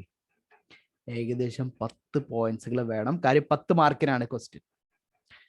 നിങ്ങൾക്ക് ഞാൻ സമയം തരാം. ഇപ്പോ 11:15 അരമണിക്കൂർ ടൈം. 11:45 നിങ്ങൾ എന്ത് ചെയ്യണം? ഇത് വായിച്ച് സിനാരിയോയിലുള്ള കാര്യങ്ങൾ ഒന്നുകൂടെ വായിച്ച്, എല്ലാവർക്കും ക്വസ്റ്റ്യൻ ഞാൻ സിനാരിയോ തന്നതിന്റെ കാര്യം അതാണ്. അത് വായിച്ച്, അല്ലെങ്കിൽ നിങ്ങൾക്ക് എന്ത് ചെയ്യാം? ഈ സിനാരിയോന്റെ ഈ ഭാഗം സ്ക്രീൻഷോട്ട് എടുക്കാൻ വേണ്ട, നിങ്ങൾ ആ ഭാഗം എന്ത് ചെയ്യാം? വായിച്ച് ഒരു ആൻസർ പ്ലാൻ ഉണ്ടാക്കാം. ഓക്കെ, അരമണിക്കൂർ ടൈം വരും. After 30 minutes at exact sharp 11:45 നമുക്കതിൻ്റെ നിങ്ങൾ എങ്ങനെയാണ്, നിങ്ങൾക്ക് എന്താണ് ബുദ്ധിമുട്ടുണ്ടായത് എന്നുള്ളത് നോക്കാം. ഡീറ്റെയിൽ ആയിട്ടുള്ള ആൻസർ നിങ്ങൾക്ക് എഴുതാൻ പറ്റാൻ സമയമില്ല ഇപ്പോൾ. അതുകൊണ്ട് നിങ്ങൾ ജസ്റ്റ് നിങ്ങൾ എങ്ങനെയാണ് എഴുതാൻ ഉദ്ദേശിക്കുന്ന ആ ഡയറക്ഷൻ എങ്ങനെയാണെന്ന് നിങ്ങളൊന്ന് ചെക്ക് ചെയ്യാം. ഓക്കെ, എന്നിട്ട് നമുക്ക് എന്ത് ചെയ്യാം? അതിൻ്റെ ഐഡിയൽ ആൻസർ എങ്ങനെ എഴുതേണ്ടതെന്ന് ഡിസ്കസ് ചെയ്യാം. ഓക്കെ ഓക്കെ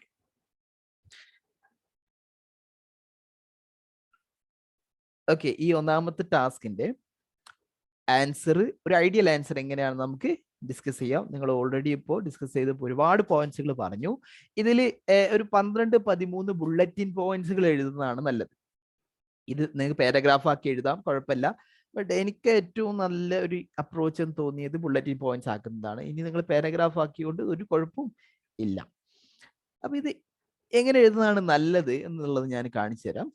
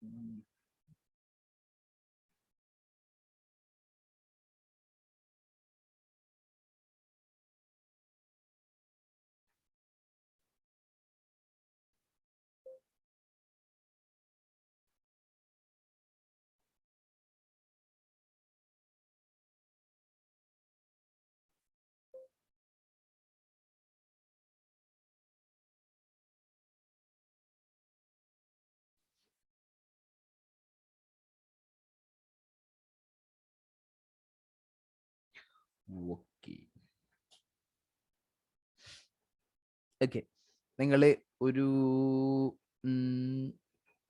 വേർഡ് ഫയൽ കാണുന്നുണ്ടാവും.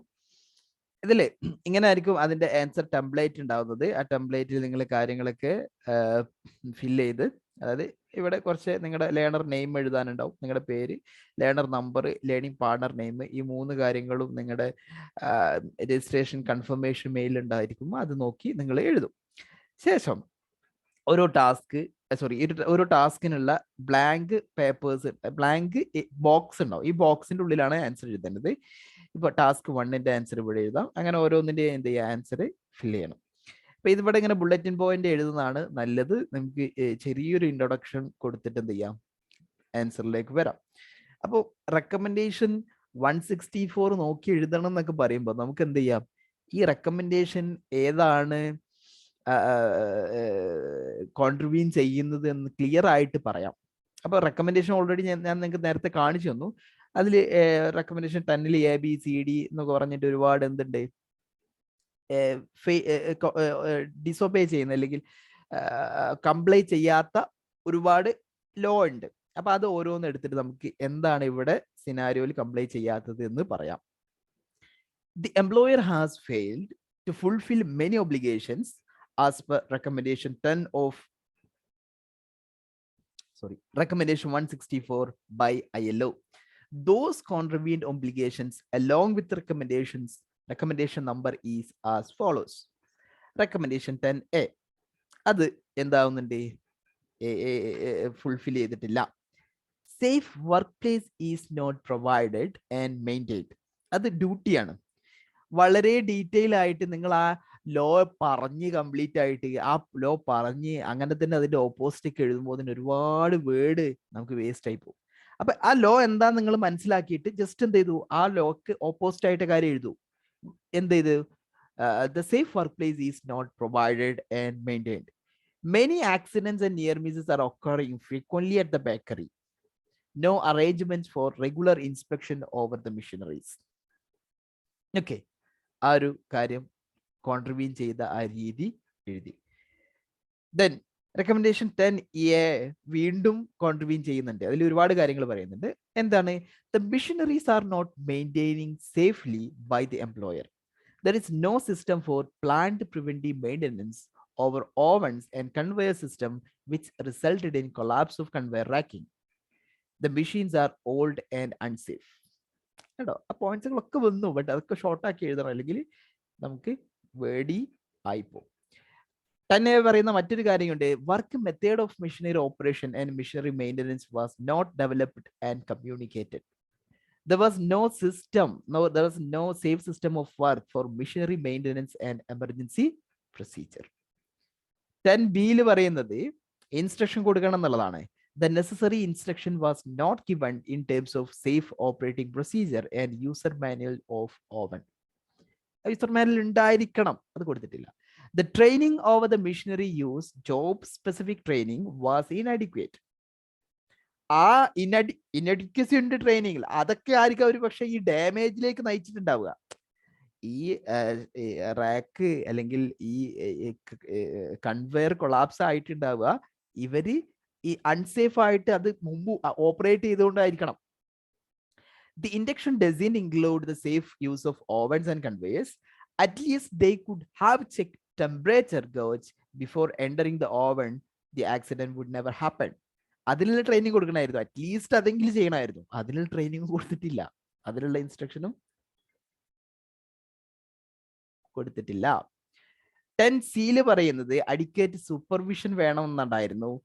But adequate supervision is not given over dangerous machineries and their maintenance.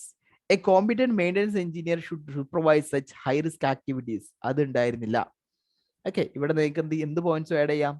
Whole watcher ഉണ്ടായിരുന്നില്ല എന്നുള്ള പോയിന്റ്സ് കൂടെ, even though it is a confined space entry. 10D പറയുന്നത് the employer has not developed a sufficient institutional arrangements like appointment of enough competent workers like experienced maintenance engineer in night shift, first aiders in night shift and emergency response team. നിങ്ങൾ പറഞ്ഞിട്ടുള്ള points ഒക്കെയാണിത്. But നമ്മൾ എന്ത് ചെയ്യും, ഷോർട്ടായിട്ട് എല്ലാ പോയിന്റ്സുകളും വരണം, but നമുക്ക് വേടിയാകും ചെയ്യരുത്. എല്ലാ കാര്യങ്ങളും എന്ത് ചെയ്തു നമ്മൾ പഠിച്ചു. The PTWM system is not developed, even it is a high risk activity like machinery maintenance and confined space entry. രണ്ട് കാര്യങ്ങളുണ്ട്. മിഷനറി മെയിൻ്റനൻസ് ആണ്, അത് ഹൈ റിസ്ക് ആക്ടിവിറ്റി ആണ്. PTW system is needed. വേറാസ് it is a confined space entry. അതിന് തീർച്ചയായിട്ടും എന്ത് വേണം? PTW system വേണം. ശരിക്കും ഒരു കമ്പനി ആണെന്നല്ലെങ്കിൽ ഇതിന് 2 PTW സിസ്റ്റം വേണം. അല്ലെങ്കിൽ ഇന്റഗ്രേറ്റഡ് PTW സിസ്റ്റം ഉപയോഗിക്കുന്ന കമ്പനീസ് ആണെങ്കിൽ അത് രണ്ടും പരിഗണിച്ചിട്ട് ആണ് ഈ ഒരു വർക്ക് ചെയ്യേണ്ടത്. പക്ഷെ ഇത് വളരെ നിസ്സാരമായിട്ടാണ് അവർ 4 പേര് വട്ടത്തിൽ ഇരുന്ന് ആലോചിച്ചിട്ട് ഉള്ളിലേക്ക് കയറിയത്. അതാണ് ഒരു ഇൻസ്റ്റിറ്റ്യൂഷണൽ അറേഞ്ച്മെന്റ്സുകളോ ഒരു PTW സിസ്റ്റംസുകളോ ഒന്നും അവിടെ എന്തായിട്ടില്ല, എംപ്ലോയർ ചെയ്തിട്ടില്ല. Recommendation 10E, adequate PPEs are not provided like heat resistive coveralls and gloves, which could have reduced the effect of എമർജൻസിന്റെ എഫക്ട് കുറക്കാമായിരുന്നു. അവര് ഇത്ര സീരിയസ് ബേൺ സംഭവിച്ചു എന്നാണ് സിനാരിയോയിൽ പറയുന്നത്. ആ സീരിയസ് ബേൺ ഒക്കെ നമുക്ക് തടയാമായിരുന്നു ഈ ഹീറ്റ് റെസിസ്റ്റീവ് കവറോൾ കൊടുത്തിരുന്നെങ്കിൽ. Recommendation 10Fന്റെ opposite, hours of work and rest break. Okay, നിങ്ങൾ പറഞ്ഞിട്ടുള്ള പോയിന്റ് തന്നെയാണ്.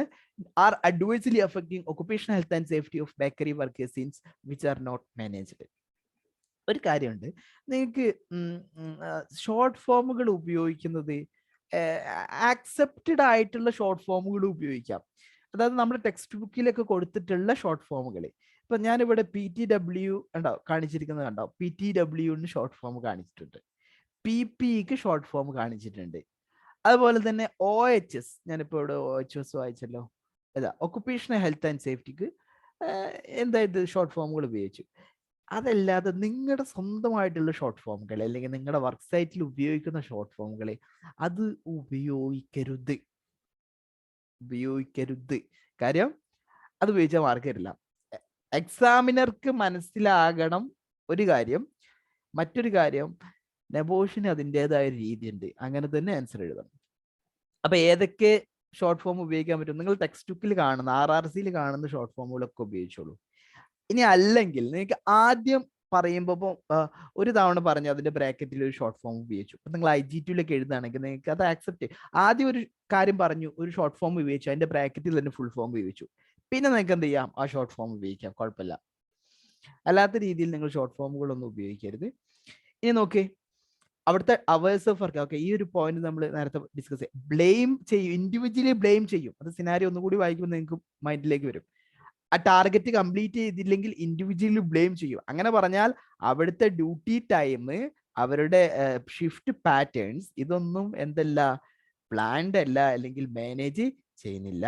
10G, Reasonably practicable measures are not taken to eliminate excessive physical and mental fatigue at the bakery. The resources allocated in terms of manpower and number of machineries are not enough to reduce the fatigue. Lack of competent workers like maintenance engineer extra often resulted in loss of 2 workers. Recommendation 10H failed to introduce updated and new safe machineries, update the current system like risk assessments. Okay, ഇതൊക്കെ എന്താണ് ഇവര് fail ആയിപ്പോയി. ഇനിയും നമുക്ക് എന്താ ചെയ്യാം, ഒരുപാട് എഴുതാൻ പറ്റും. ബട്ട് നമുക്ക് വേർഡ് ലിമിറ്റ് ഒരു ഘടകമാണ്. ഞാനിത് എത്ര വേർഡ് ഉണ്ടെന്ന് പറയാം. ഇത് 373 വേർഡ്സ് ഉണ്ട്. നമ്മൾ 330 ആണ് നമ്മുടെ ഫോക്കസ്, പക്ഷെ ഇത് 373 ഉണ്ട്. ഇതിലും ഇനി കുറച്ചാൽ നമ്മുടെ പല പോയിന്റ്സുകൾ മിസ്സായി പോകും. അപ്പൊ 10 മാർക്കിനായതുകൊണ്ട് നമുക്ക് ഇനി ഒരുപാട് എഴുതാൻ കഴിയും, പക്ഷെ ഇതിൽ നമുക്ക് നിർത്തേണ്ട ഒരു സാഹചര്യം ഉണ്ട്. പക്ഷെ അപ്പം നിങ്ങൾ എന്ത് ശ്രദ്ധിക്കണം, ഇപ്പോൾ എത്ര പോയിന്റ് ഉണ്ട് നോക്കണം. ഇതൊരു ഇൻട്രൊഡക്ഷൻ ആണ്, വേണമെങ്കിൽ ഒരു പോയിന്റ് ആയിട്ട് കൂട്ടാം. 1 2 3 4 5 6 7 8 9 10 10. ഇതും ഒരു ജസ്റ്റ് ഇൻട്രൊഡക്ഷൻ അല്ലേ. ഇതിൽ ഒരു 10-11 പോയിന്റ്സുകൾ ഉണ്ട്. അത് നിങ്ങൾ എന്ത് ചെയ്യുക, 11 or 12 പോയിന്റ്സുകളാക്കി നിങ്ങൾക്ക് എന്ത് ചെയ്യാം, ഇത് എഴുതാം. ഇനിയും ഇതിൽ ഇല്ലാത്തതായിട്ടുള്ള ഏതെങ്കിലും മെയിൻ ആയിട്ടുള്ള ഏതെങ്കിലും ഇത് നമ്മൾ നേരത്തെ ഡിസ്കസ് ചെയ്തിരുന്നോ, അല്ലെങ്കിൽ നിങ്ങളുടെ മൈൻഡിലുണ്ടോ ഒന്ന് പറയണം. ഇതിൽ പറയാത്തതായിട്ടുള്ള ബട്ട് നമ്മൾ മെയിൻ ഫോക്കസ് ചെയ്യേണ്ടതായിട്ടുള്ള ഒരു കാര്യം. ഓക്കെ, ഒരു കാര്യമുണ്ട്. ഇപ്പൊ കൺഫൈൻഡ് സ്പേസ് എന്ന് പറഞ്ഞല്ലോ, ഇപ്പൊ ഓൾറെഡി ഇത് കൺഫൈൻഡ് സ്പേസ് ഉണ്ട്, അറേഞ്ച്മെന്റ്സുകൾ ഇല്ല എന്ന് പറഞ്ഞിരുന്നു. ബട്ട് ഈ സേഫ് വർക്ക് പ്ലേസ് കൊടുക്കണം. കാര്യം ഇത് കൺഫൈൻഡ് സ്പേസ് ആണ്, അതിനുള്ള വർക്ക് പ്ലേസ് കൊടുക്കണം. ആ ഒരു പോയിന്റ് നിങ്ങൾക്ക് ആഡ് ചെയ്യാം. നേരത്തെ നവാസ് പറഞ്ഞിട്ടുള്ള കാര്യം, ഓൾറെഡി ഇത് കൺഫൈൻഡ് സ്പേസ് ആണെന്ന് പറഞ്ഞിട്ടുണ്ട് ആൻസറിൽ. പക്ഷെ അതെന്താണ് പറഞ്ഞത്, കൺഫൈൻഡ് സ്പേസിൽ PTW സിസ്റ്റം വേണം, അറേഞ്ച്മെന്റ്സുകൾ വേണമെന്നാ. പക്ഷെ ലോ പറയുന്ന ഒരു കാര്യമുണ്ട്, എന്ത്, സേഫ് വർക്ക് പ്ലേസ് കൊടുക്കണം. അത് കൺഫൈൻഡ് സ്പേസ് ആണെങ്കിൽ അതിനുള്ള അറേഞ്ച്മെന്റ്സ് സേഫ് വർക്ക് പ്ലേസ് കൊടുക്കണം. അത് ഇവിടെ കൊടുത്തിട്ടില്ല. അപ്പൊ ആ പോയിന്റ് എവിടെ ചെയ്യാം, 10A തന്നെ എന്ത് ചെയ്യാം, safe workplace is not provided എന്ന് പറഞ്ഞു കൊടുത്ത് എന്ത് കൊടുക്കാൻ പറ്റും, കൺഫൈൻഡ് സ്പേസ് എൻട്രി ആണ്, അതിനുള്ള സേഫ് വർക്ക് പ്ലേസ് കൊടുത്തിട്ടില്ല. ആ ഒരു പോയിന്റ് കൂടെ ആഡ് ചെയ്യാൻ പറ്റും. വേറെ എന്തെങ്കിലും നിങ്ങൾക്ക് ആഡ് ചെയ്യണം എന്ന് തോന്നുന്നതായിട്ടുണ്ടോ?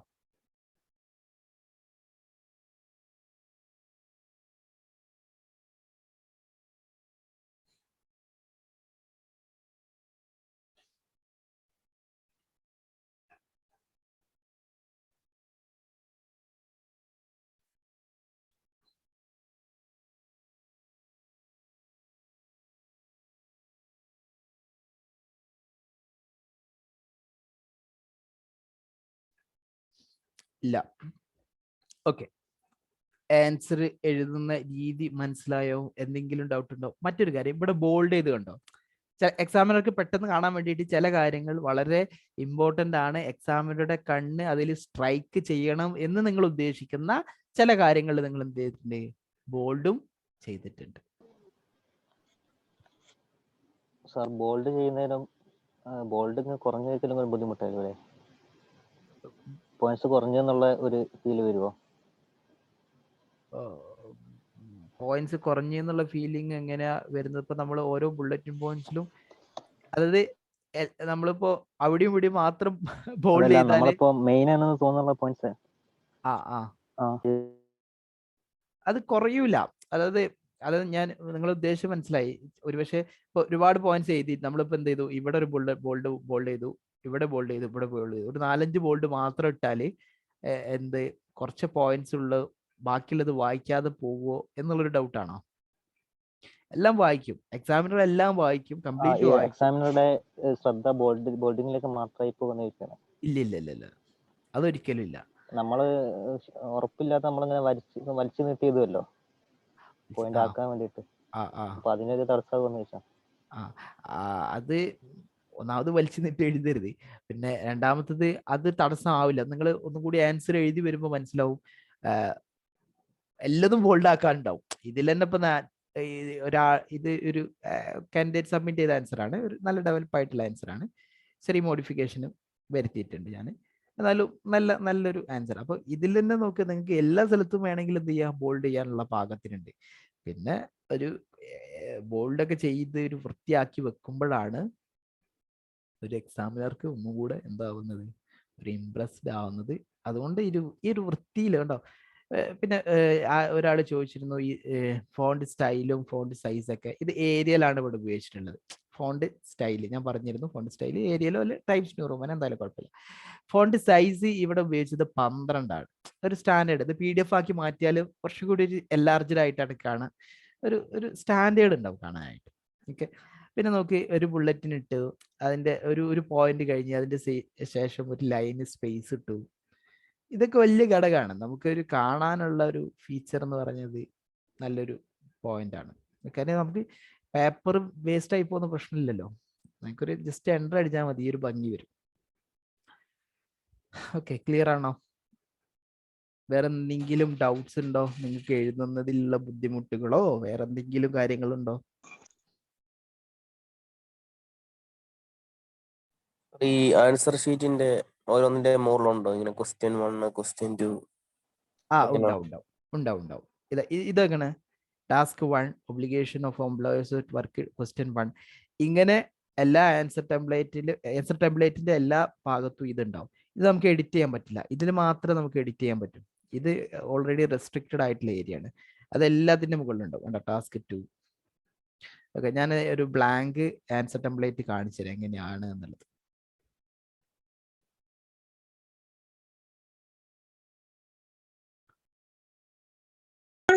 സാർ ഒരു ഡൗട്ട്. ഈ റെക്കമെൻഡേഷൻ ABC അത് നമ്മുടെ ഇതിനനുസരിച്ചിട്ട് നമ്പേഴ്സ് ഉണ്ടാണോ ബുള്ളറ്റിങ്?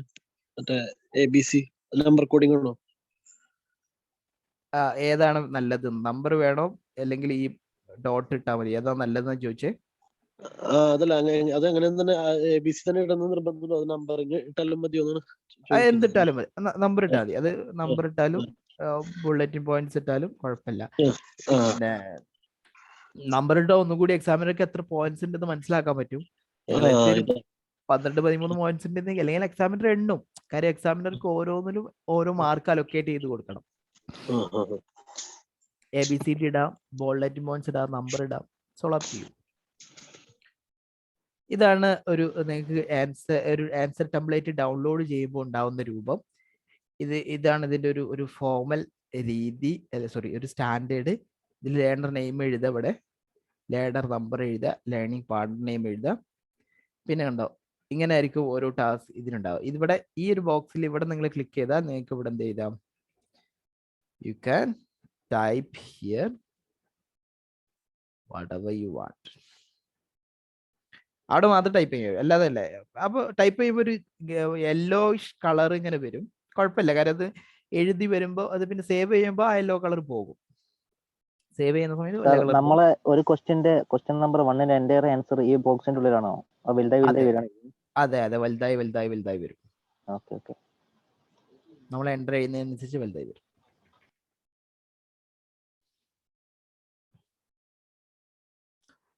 ഇനി അടുത്ത ചോദ്യം ഇവിടെ എഴുതാം. അടുത്ത ചോദ്യം. ഓക്കെ, അങ്ങനെ എത്ര ക്വസ്റ്റ്യൻ ഉണ്ട് അത്ര ബോക്സ് ഉണ്ടാവും, അത്ര ഭാഗത്തുണ്ടാവും. നിങ്ങൾക്ക് ഇവിടെ ഒന്നും ചെയ്യാൻ പറ്റില്ല, കാര്യം ഇത് റെസ്ട്രിക്റ്റഡ് ആണ്. എൻ്റെ പാസ്വേഡ് അറിഞ്ഞാലേ റെസ്ട്രിക്ഷൻ സ്റ്റോപ്പ് ചെയ്യാൻ പറ്റും. ഓക്കെ, ഇതാണ് ഇതിൻ്റെ ആൻസർ ടെംപ്ലേറ്റും ആൻസർ എഴുതുന്ന രീതിയും. വേറെ എന്തെങ്കിലും ഡൗട്ട് ഉണ്ടോ? എക്സാമിന് ക്വസ്റ്റ്യൻസ് ഒക്കെ ഈ ടൈപ്പ് തന്നെയാണ് വരിക? എല്ലാം ഇങ്ങനെ ഡെഫിനിഷൻ തന്നെയാണ് വരിക എല്ലാത്തിലും? അതോ വേറെ ഇതേ ഒരു ഡയറക്ഷൻ ആയിരിക്കും. ഇപ്പൊ നിങ്ങള് സിനാരിയോ കറക്റ്റ് മനസ്സിലാക്കിയിട്ട് മാത്രമേ നിങ്ങൾക്ക് ഓരോ ആൻസർ എഴുതാൻ കഴിഞ്ഞിട്ടുള്ളൂ. നിങ്ങൾക്ക് ലോ അറിഞ്ഞാലും ആൻസർ എഴുതാൻ പറ്റില്ല. സിനാരിയോയിൽ ഓരോന്ന് കണക്ട് ചെയ്തിട്ട് ആൻസർ. അതേ രീതിയിലായിരിക്കും ഒരു 90% ക്വസ്റ്റ്യനും ഒരു 10% ഒക്കെ ജനറൽ ആയിട്ട് ചോദിക്കും. ജനറൽ എന്ന് പറഞ്ഞാൽ സിനാരിയോയിൽ നമ്മളെ പ്രതിപാദിക്കാത്തൊരു കാര്യം, അത് നിങ്ങൾ എന്ത് ചെയ്യേണ്ടി വരും? സിനാരിയോയിൽ ചെറിയ കണക്ഷൻ ഒക്കെ വരുത്തിയിട്ടുള്ള രീതിയിൽ നിങ്ങൾ എഴുതേണ്ടി വരും. ഒരു എക്സാമ്പിൾ പറയാനാണ്. ഇപ്പോ നിങ്ങള് ഈ ഓവന്റെ മെയിൻ്റനൻസിന്റെ ഒരു വർക്ക് വന്നു. അപ്പോൾ വർക്ക് വന്ന സമയത്ത് നിങ്ങൾ എന്ത് ചെയ്തു? നിങ്ങൾക്ക് അത് കോമ്പിറ്റന്റ് അല്ല നിങ്ങൾ എന്ന് തിരിച്ചറിഞ്ഞു. അപ്പോൾ നിങ്ങളൊരു തേർഡ് പാർട്ടി കോൺട്രാക്ടർ ടീമിനെ അപ്പോൾ പെട്ടെന്ന് ഹയർ ചെയ്യാൻ തീരുമാനിച്ചു. അപ്പോൾ നിങ്ങൾ ആ തേർഡ് പാർട്ടി കോൺട്രാക്ട് ടീമിനെ ഹയർ ചെയ്യണം, പെട്ടെന്നല്ല, നിങ്ങൾ അടുത്ത ദിവസം അവർക്ക് എത്തും. അങ്ങനെയാണെങ്കിൽ ആ തേർഡ് പാർട്ടി കോൺട്രാക്ടർ ടീമിന്റെ കോമ്പിറ്റൻസി അളക്കാൻ നിങ്ങൾക്ക് എന്ത് ചെയ്യാൻ പറ്റും? അപ്പൊ നിങ്ങൾ നോക്ക്, സിനാരിയോയിൽ എവിടും അങ്ങനത്തെ ഒരു കാര്യം പറഞ്ഞിട്ടില്ല. പക്ഷെ നമുക്കറിയാം ഒരു കോൺട്രാക്ടറുടെ കോമ്പിറ്റൻസി അളക്കാൻ എന്തൊക്കെ ചെയ്യണം എന്നുള്ള കാര്യം നമുക്കറിയാം. എന്തൊക്കെ ചെയ്യണം?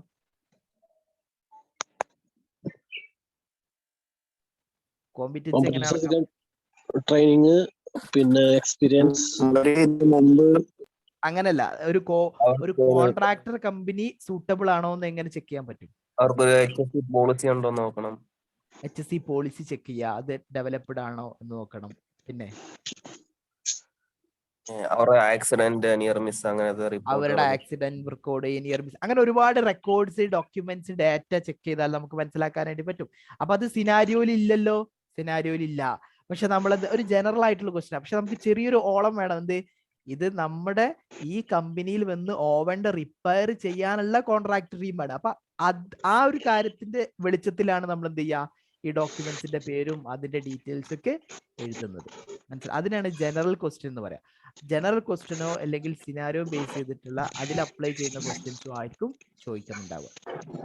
അപ്പൊ നമുക്ക് ഷഫിൾ ചെയ്ത് ഇഷ്ടമുള്ള ആദ്യം എഴുതുന്നതിന് കുഴപ്പമുണ്ടോ? എന്തെങ്കിലും കുഴപ്പമില്ല, ഒരു കുഴപ്പമില്ല. പക്ഷെ ഒരു എന്താ പറയാ, നിങ്ങൾക്കൊരു ഫ്ലോ ഉണ്ടായിരിക്കണം എന്നുള്ള, ആൻസർ എഴുതുമ്പോ ഒരു ഫ്ലോ ഉണ്ടാവണം, അത്രേ ഉള്ളൂ. വായിക്കുമ്പോ അങ്ങനെ ഓരോ കാര്യങ്ങൾ വായിച്ചാ അതൊരു കാര്യം, അതൊരു കാര്യം, ആ എക്സാമിനർക്ക് ഒരു ഫീലിംഗ് ഉണ്ടാവണം, അത്രേ ഉള്ളൂ. അപ്പൊ ചില കാര്യം ഇപ്പൊ ആദ്യം എഴുതിയിട്ട് ഒരു കുഴപ്പമില്ല, അല്ലെങ്കിൽ ചില HSE പോളിസി അവസാനം എഴുതി, ദാറ്റ്സ് ഫൈൻ. ബട്ട് സാധാരണ ഇത് HSE പോളിസി ആദ്യം എഴുതുന്നതാണ് ഒരു ഫ്ലോ. അല്ല സാറേ, ക്വസ്റ്റ്യന്റെ കാര്യം പറഞ്ഞു. മീൻസ് ഇപ്പൊ മൂന്നാമത്തെ അത് നിങ്ങൾ എങ്ങനെ എഴുതിയാലും അവസാനം സബ്മിറ്റ് ചെയ്യല്ലേ ചെയ്യാ. അല്ല, അപ്പൊ ആ ഓർഡറിലായിരിക്കും. ഇല്ല, അത് ഒരു പ്രശ്നമേ അല്ല. അതായത് ഒന്നാമത്തെ ചോദ്യം നിങ്ങൾക്ക് എഴുതാൻ കുറച്ച് ബുദ്ധിമുട്ടുണ്ട്. നിങ്ങൾക്ക് ഏറ്റവും കംഫർട്ടബിൾ ആയിട്ട് തോന്നുന്നത് ലാസ്റ്റ് ക്വസ്റ്റ്യൻ ആണ്. അപ്പൊ ലാസ്റ്റ് ക്വസ്റ്റ്യൻ എഴുതാം. കാരണം വേർഡിന്റെ നമുക്കൊരു കാൽക്കുലേഷൻ ഉണ്ടല്ലോ. 10 മാർക്കിനാണെങ്കിൽ 330 വേർഡ്സ് ആണ് വേണ്ടതുള്ളത്. അപ്പൊ നിങ്ങൾ ലാസ്റ്റത്തെ ക്വസ്റ്റ്യൻ നിങ്ങൾക്ക് ഏറ്റവും കംഫർട്ടബിൾ ആയി തോന്നുന്നുണ്ടെങ്കിൽ അത് എഴുതാം. അപ്പൊ നിങ്ങൾക്ക് ഒരു കോൺഫിഡൻസ് വരും. എന്നിട്ട് ഒന്നാമത്തെ ക്വസ്റ്റ്യനിലേക്ക് വരാം. It's all up to you. അതൊന്നും എക്സാമിനർ അറിയാൻ പോകുന്നില്ല നിങ്ങൾ ആദ്യം എഴുതിയത് ഏതാ, അവസാനം എഴുതിയത് ഏതാണ്. പണ്ടത്തെ പേപ്പർ ആണെങ്കിൽ എന്ത് ചെയ്യുന്നു, ആദ്യത്തെ ഇംപ്രഷൻ പോകും. നമുക്ക് ആ ഓർഡർ തന്നെ എഴുതാം. നമുക്ക് എല്ലാ ക്വസ്റ്റ്യനും അറിയണം എന്നൊക്കെ എക്സാമിനർക്ക് തോന്നണം എന്നൊക്കെ വിചാരിച്ചിട്ട് അറിയാത്ത ക്വസ്റ്റ്യൻ നമ്മൾ കഷ്ടപ്പെട്ട് മനസ്സിലാക്കി എടുത്തെഴുതും. ഇപ്പൊ അതിന്റെ ആവശ്യമില്ല. നിങ്ങൾ ഏത് എഴുതിയാലും എക്സാമിനർ വിചാരിക്കും 1 മുതലാണ് ആൻസർ എഴുതി പോകുന്നതെന്ന്. പിന്നെ ആൻസർ എഴുതാത്തൊരു ക്വസ്റ്റ്യനും ഉണ്ടാവരുത്. എല്ലാ ആൻസറും ഡെവലപ്പ് ചെയ്ത് എഴുതണം. അതും 2000 അല്ലെങ്കിൽ 1700 1900 വേർഡ്സ് ഒന്നും നമുക്ക് എഴുതിയാൽ മതിയാവില്ല. മിനിമം 2700 വേർഡ്സിന്റെ മുകളിലെങ്കിലും എഴുതണം നിങ്ങൾ. അങ്ങനെ ഒരു കണ്ടീഷൻ നെബോഷ് പറയുന്നില്ല, അങ്ങനെ ഒരു കണ്ടീഷൻ ഞാൻ പറയുന്നതാണ്. എന്നാലും അതൊരു ഡെവലപ്ഡ് ആൻസർ ആവും. ഇപ്പൊ നിങ്ങൾ നോക്ക്, നിങ്ങൾ എത്ര പോയിന്റ്സുകൾ പറഞ്ഞു, ആ പോയിന്റ്സുകളൊക്കെ അത്ര ഡെവലപ്പ് ചെയ്ത് എഴുതുകയാണെങ്കിൽ ഒരു 600 700 900 വേർഡ്സ് വരും 10 മാർക്കിന്. വേർഡ്സ് ലിമിറ്റ് ഇല്ലാന്നുണ്ടെങ്കിൽ നമുക്ക് എത്ര എഴുതാൻ പറ്റും. അതാണ് നെബോഷ് കണ്ടറിഞ്ഞ് വേർഡ്സ് ലിമിറ്റ് സെറ്റ് ചെയ്തിട്ടുള്ളത്. മനസ്സിലായോ?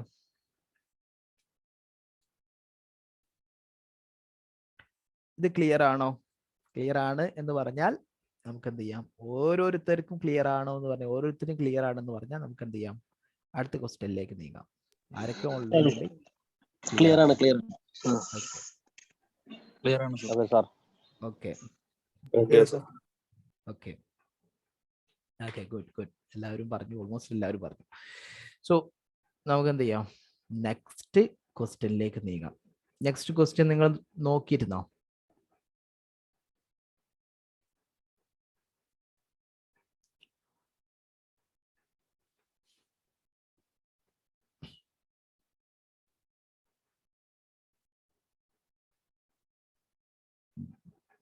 അയവാ, നമ്മുടെ സ്വന്തം ക്വസ്റ്റ്യനാ, ഈസി ക്വസ്റ്റ്യനാ. To improve health and safety performance. ആദ്യം അതിന്റെ ആ ഒരു ഹെഡിങ് വായിക്കട്ടെ. Task 2, influencing health and safety culture. Question 2, to improve health and safety performance in the organization, you know that you need to influence health and safety culture. Of course, health and safety culture improve ചെയ്യണം, എന്നാലേ safety performance കൂടും. What appear to be the negative indicators of health and safety culture at the bakery? എന്താണ് ഇവിടുത്തെ negative indicators എന്ന് ചോദിച്ചത്. Health and safety culture ഇവിടെ negative ആണോ? അതിലൊരു ഡൗട്ടും ഇല്ല, ഇവിടുത്തെ കൾച്ചർ നെഗറ്റീവ് ആണ്. എന്നാൽ നിങ്ങൾ പറയാ, എന്തൊക്കെയാണ് ഇവിടുത്തെ negative health and safety culture indicators?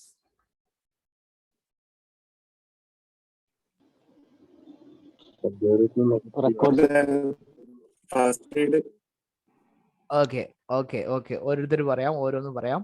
ഒന്ന്, ഹെൽത്ത് ആൻഡ് സേഫ്റ്റി ഡോക്യുമെന്റ്സുകള് ഡാറ്റകള് കീപ്പ് ചെയ്യുന്നില്ല, ഇൻസ്പെക്ഷൻ റെക്കോർഡ്സ് ഇല്ല, മെയിൻ്റനൻസ് റെക്കോർഡ്സ് ഇല്ല, ട്രെയിനിങ് റെക്കോർഡ്സുകൾ ഇല്ല, ആക്സിഡന്റ് റെക്കോർഡ് ഇല്ല, ഇൻസിഡന്റ് റെക്കോർഡ് ഇല്ല. ഓക്കെ, അത് മറ്റൊന്ന് പറഞ്ഞത് ഫസ്റ്റ് എയ്ഡിനുള്ള അറേഞ്ച്മെന്റ്സുകൾ ഇല്ല. ഓക്കെ, പിന്നെ സാർ ആ വർക്കേഴ്സ് ടൈം വേസ്റ്റിംഗ് ആണ്, അവര് സ്വന്തം തിങ്ക് ചെയ്യുന്നുണ്ടല്ലോ, സെൽഫ് തിങ്കിങ് വരുന്നില്ല. ഓക്കെ, ഡയറക്ടേഴ്സ്, അതൊക്കെയാണ് ആദ്യം വരേണ്ട പോയിന്റ്. പ്രിയോറിറ്റി കൊടുക്കുന്നില്ല. നമ്മളത് ഒന്നുകൂടി നമ്മുടെ നെബോഷിന്റെ ടെക്നിക്കൽ ടേംസിലേക്ക് വരുത്തും. ഹെൽത്ത് ആൻഡ് സേഫ്റ്റിക്ക് ഫസ്റ്റ് പ്രിയോറിറ്റി കൊടുക്കുന്നില്ല.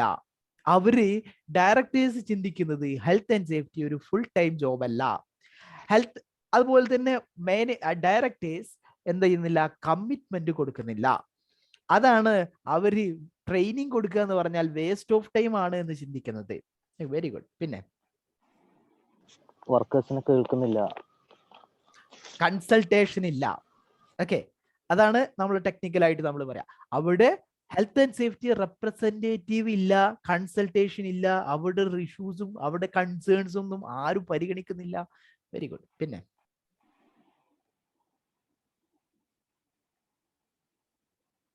ചിന്തിക്കേ സിനാരിയോ വായിച്ചാൽ ഒരുപാട് കിട്ടും.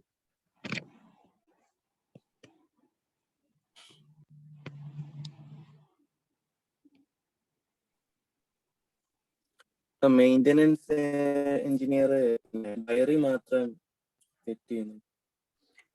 അതായത് regular maintenance over the machinery ഇല്ല. അതൊരു നെഗറ്റീവ് കൾച്ചർ ഇൻഡിക്കേറ്റേഴ്സ് ആണ്. പ്ലാന്റ് പ്രിവെന്റീവ് മെയിൻ്റനൻസ് ഇല്ല. ആകെ അതിന്റെ ഡോക്യുമെന്റേഷൻ ഒന്നും ചെയ്യുന്നില്ല. ആകെ ഒരു വർക്ക് ഡയറിയാണ് അവർ കീപ്പ് ചെയ്യുന്നത്. മാത്രമല്ല ഇവർക്ക് ഇതിനുള്ള നോളജ് ഇല്ല. അതുകൂടെ പറയണം അനൂപ്. കാര്യം നോക്ക്, ഈ ഒരു health and safety data keep ചെയ്യണം എന്നുള്ളൊരു ചിന്ത പോലും ഈ മെയിൻ്റനൻസ് എഞ്ചിനീയർക്ക് ഇല്ല. അവർ പറയുന്നത് എന്താ, അത് ആ ഒരു ആറ്റിറ്റ്യൂഡാണ് അവരുടെ. അപ്പൊ ഹെൽത്ത് ആൻഡ് സേഫ്റ്റിയുടെ നോളജ് അവർക്ക് കുറവാണ്. Competency of the maintenance engineer on health and safety is poor. അതൊരു മറ്റൊരു കൾച്ചർ ഇൻഡിക്കേറ്റർ ആണ്. പിന്നെ ബഡ്ജറ്റ്, സേഫ്റ്റിക്ക് വേണ്ടിയുള്ള ബഡ്ജറ്റോ കാര്യങ്ങളോ ഒന്നും ആവശ്യത്തിനുള്ള റിസോഴ്സസുകൾ അലക്കേറ്റ് ചെയ്ത് കൊടുക്കുന്നില്ല. ഫസ്റ്റ് പ്രിയോറിറ്റി സെറ്റപ്പ് ചെയ്ത് കൊടുക്കുന്നില്ല. Safe system of work develop ചെയ്യുന്നില്ല. അതാണ്. സ്റ്റാഫ് ടേൺ ഓവർ ഉണ്ടാകുന്നു. Morality, lowered morality of the workers, increased accidents, increased near misses, lower morality already പറഞ്ഞു അല്ലെ. Okay, very good. പിന്നെ അതുകൊണ്ടാണ് സ്റ്റാഫ് ടേൺ ഓവറും ആബ്സെന്റീസും ഉണ്ടാകുന്നത്. ഓഫ് കോഴ്സ് സിക്നസ് റേറ്റ് കൂടുതലായിരിക്കും. സിക്നസ് റേറ്റ് കൂടുതലാണെന്ന് സിനാരിയോയിൽ എവിടെയും പറഞ്ഞിട്ടില്ലല്ലോ. അതൊക്കെ നമുക്കൊന്ന് അഡ്ജസ്റ്റ് ചെയ്യാം. അങ്ങനെ സിനാരിയോട്ട് ബന്ധപ്പെട്ട് കിടക്കുന്ന ചില കാര്യങ്ങളുണ്ടല്ലോ, അത് നമുക്ക് കണ്ട് അസ്യൂം ചെയ്യാം. വളരെ ക്ലോസ് ആയിട്ടുള്ള കാര്യങ്ങൾ. ഓക്കെ, സിനാരിയോയിൽ ഒരു ബന്ധമില്ല. സിനാരിയോയിൽ പറയാത്ത വേറെ എന്തെങ്കിലും, കഴിഞ്ഞ പ്രാവശ്യം അവിടെ ഒരു ഫയർ ഉണ്ടായി എന്നൊക്കെ നമ്മൾ അസ്യൂം ചെയ്യുന്നത്. ആ ഫയറിന്റെ ഒരു കേസും ഇവിടെ പറഞ്ഞിട്ടില്ല. ഓവൻ ഉണ്ട്, ചൂടുണ്ട് എന്നൊക്കെ. മിക്കവാറും ഫയർ ചെയ്തിട്ട് എഴുതാൻ പറ്റും. അത് വളരെ ക്ലോസ് ആയിട്ട് നിൽക്കുന്ന ഒരു അസംപ്ഷൻ ഒക്കെ പറ്റും. ഞാൻ പറഞ്ഞത് ഇൻഡക്ഷൻ ട്രെയിനിങ് 1.5 മാസം കഴിഞ്ഞിട്ടല്ലേ വർക്കേഴ്സിന് കൊടുക്കുന്നത്. അത് മറ്റൊരു നെഗറ്റീവ് കൾച്ചർ ഇൻഡിക്കേറ്റർ ആണ്. Very good. കാരണം ഇൻഡക്ഷൻ ട്രെയിനിങ് എന്തായിരുന്നു, വർക്ക് സൈറ്റിലേക്ക് കടക്കുന്നതിന് മുമ്പ് കൊടുക്കണം. ഓക്കെ, പിന്നെ ഷനാദെ ഒരു കാര്യം നമുക്ക് വളരെ ദൂരത്തുള്ള ഒരു കാര്യം അസ്യൂം ചെയ്യാൻ പാടില്ല. ഇനി നിങ്ങൾ ഒരു എക്സാം, ഇപ്പൊ വളരെ അടുത്തുള്ള കാര്യം, ഇപ്പൊ സിക്നസ് റേറ്റ് കൂടും. അത് ഓക്കെ, അത് കോമൺ, അത് സ്വാഭാവികമായിട്ട് അവിടെ ഉണ്ടാവും. കാരണം അങ്ങനത്തെ ഒരു ഇൻഡസ്ട്രിയാണിത്. പിന്നെ വേറെ എന്തെങ്കിലും ഇപ്പൊ നിങ്ങൾ പറയും ഓവനിൽ ഫയർ ഉണ്ടാകും എന്ന് പറയുകയാണെന്നുണ്ടെങ്കിൽ നിങ്ങൾ അതിന് ആർഗ്യുമെന്റ് കൂടെ കൊടുക്കണം. കാരണം എക്സാമിനറെ കൺവിൻസ് ചെയ്യിക്കണം. കാരണം ഓവനിൽ ഫയർ ഉണ്ടാകും എന്നുള്ളത് സിനാരിയോയിൽ എവിടെയും പറഞ്ഞിട്ടില്ല. അപ്പൊ എക്സാമിനർ ഒന്ന് കൺവിൻസ് ചെയ്യിക്കുക. കാര്യം ഓവനിൽ റെഗുലർ ആയിട്ട് മെയിൻ്റനൻസ് നടക്കുന്നില്ല. സ്വാഭാവികമായിട്ടും ഹീറ്റ് എൻവയോൺമെന്റുള്ള ഏരിയ ആണ്. ഒരു ഫ്ലെയിമബിൾ അറ്റ്മോസ്ഫിയർ ഉണ്ടാവുകയാണെങ്കിൽ അവിടെ ഫയർ ഉണ്ടാവും. ചെറിയൊരു എക്സ്പ്ലനേഷൻ കൊടുത്തിട്ട് എന്ത് ചെയ്യണം, എക്സാമിനറെ കൺവിൻസ് ചെയ്യിക്കണം. അങ്ങനെ നിങ്ങൾ അസ്യൂം ചെയ്യുകയാണെന്നുണ്ടെങ്കിൽ. ഓക്കെ, ക്ലിയർ ആണോ? പിന്നെ based on the scenario only എന്ന് പറയുന്നുണ്ടാവും. Based on the scenario only, അങ്ങനെ ഒരു നോട്ട് കാണാൻ പറ്റും. ഞാൻ ക്വസ്റ്റ്യൻ വായിക്കുമ്പോൾ കാണിച്ചിട്ടുണ്ട്. അപ്പൊ അങ്ങനെ based on the scenario only എന്ന് പറഞ്ഞാൽ പിന്നെ നമ്മൾ അടുത്തുള്ള ഈ അസംഷൻസ് ഓക്കെ, അതല്ലാതെ വിദൂരമായിട്ടുള്ള അസംഷൻസ് ഉപയോഗിക്കേണ്ട. കാരണം സിനാരിയോയിൽ തന്നെ ഉണ്ടാവും ആവശ്യത്തിനുള്ള പോയിന്റ്സ്. ഓക്കെ, പറ അടുത്തത്.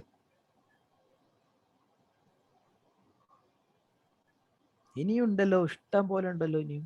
ഇപ്പൊ നമ്മൾ നല്ലൊരു ലീഡർഷിപ്പ് ഇല്ല, ഒരു negative peer group culture create ചെയ്യുന്ന. Very good. ഗുഡ് ലീഡർഷിപ്പ് കാണിക്കുക. Lack of leadership from top level management കാണിക്കുന്നുണ്ട് ടുവാർഡ്സ് ഹെൽത്ത് ആൻഡ് സേഫ്റ്റി.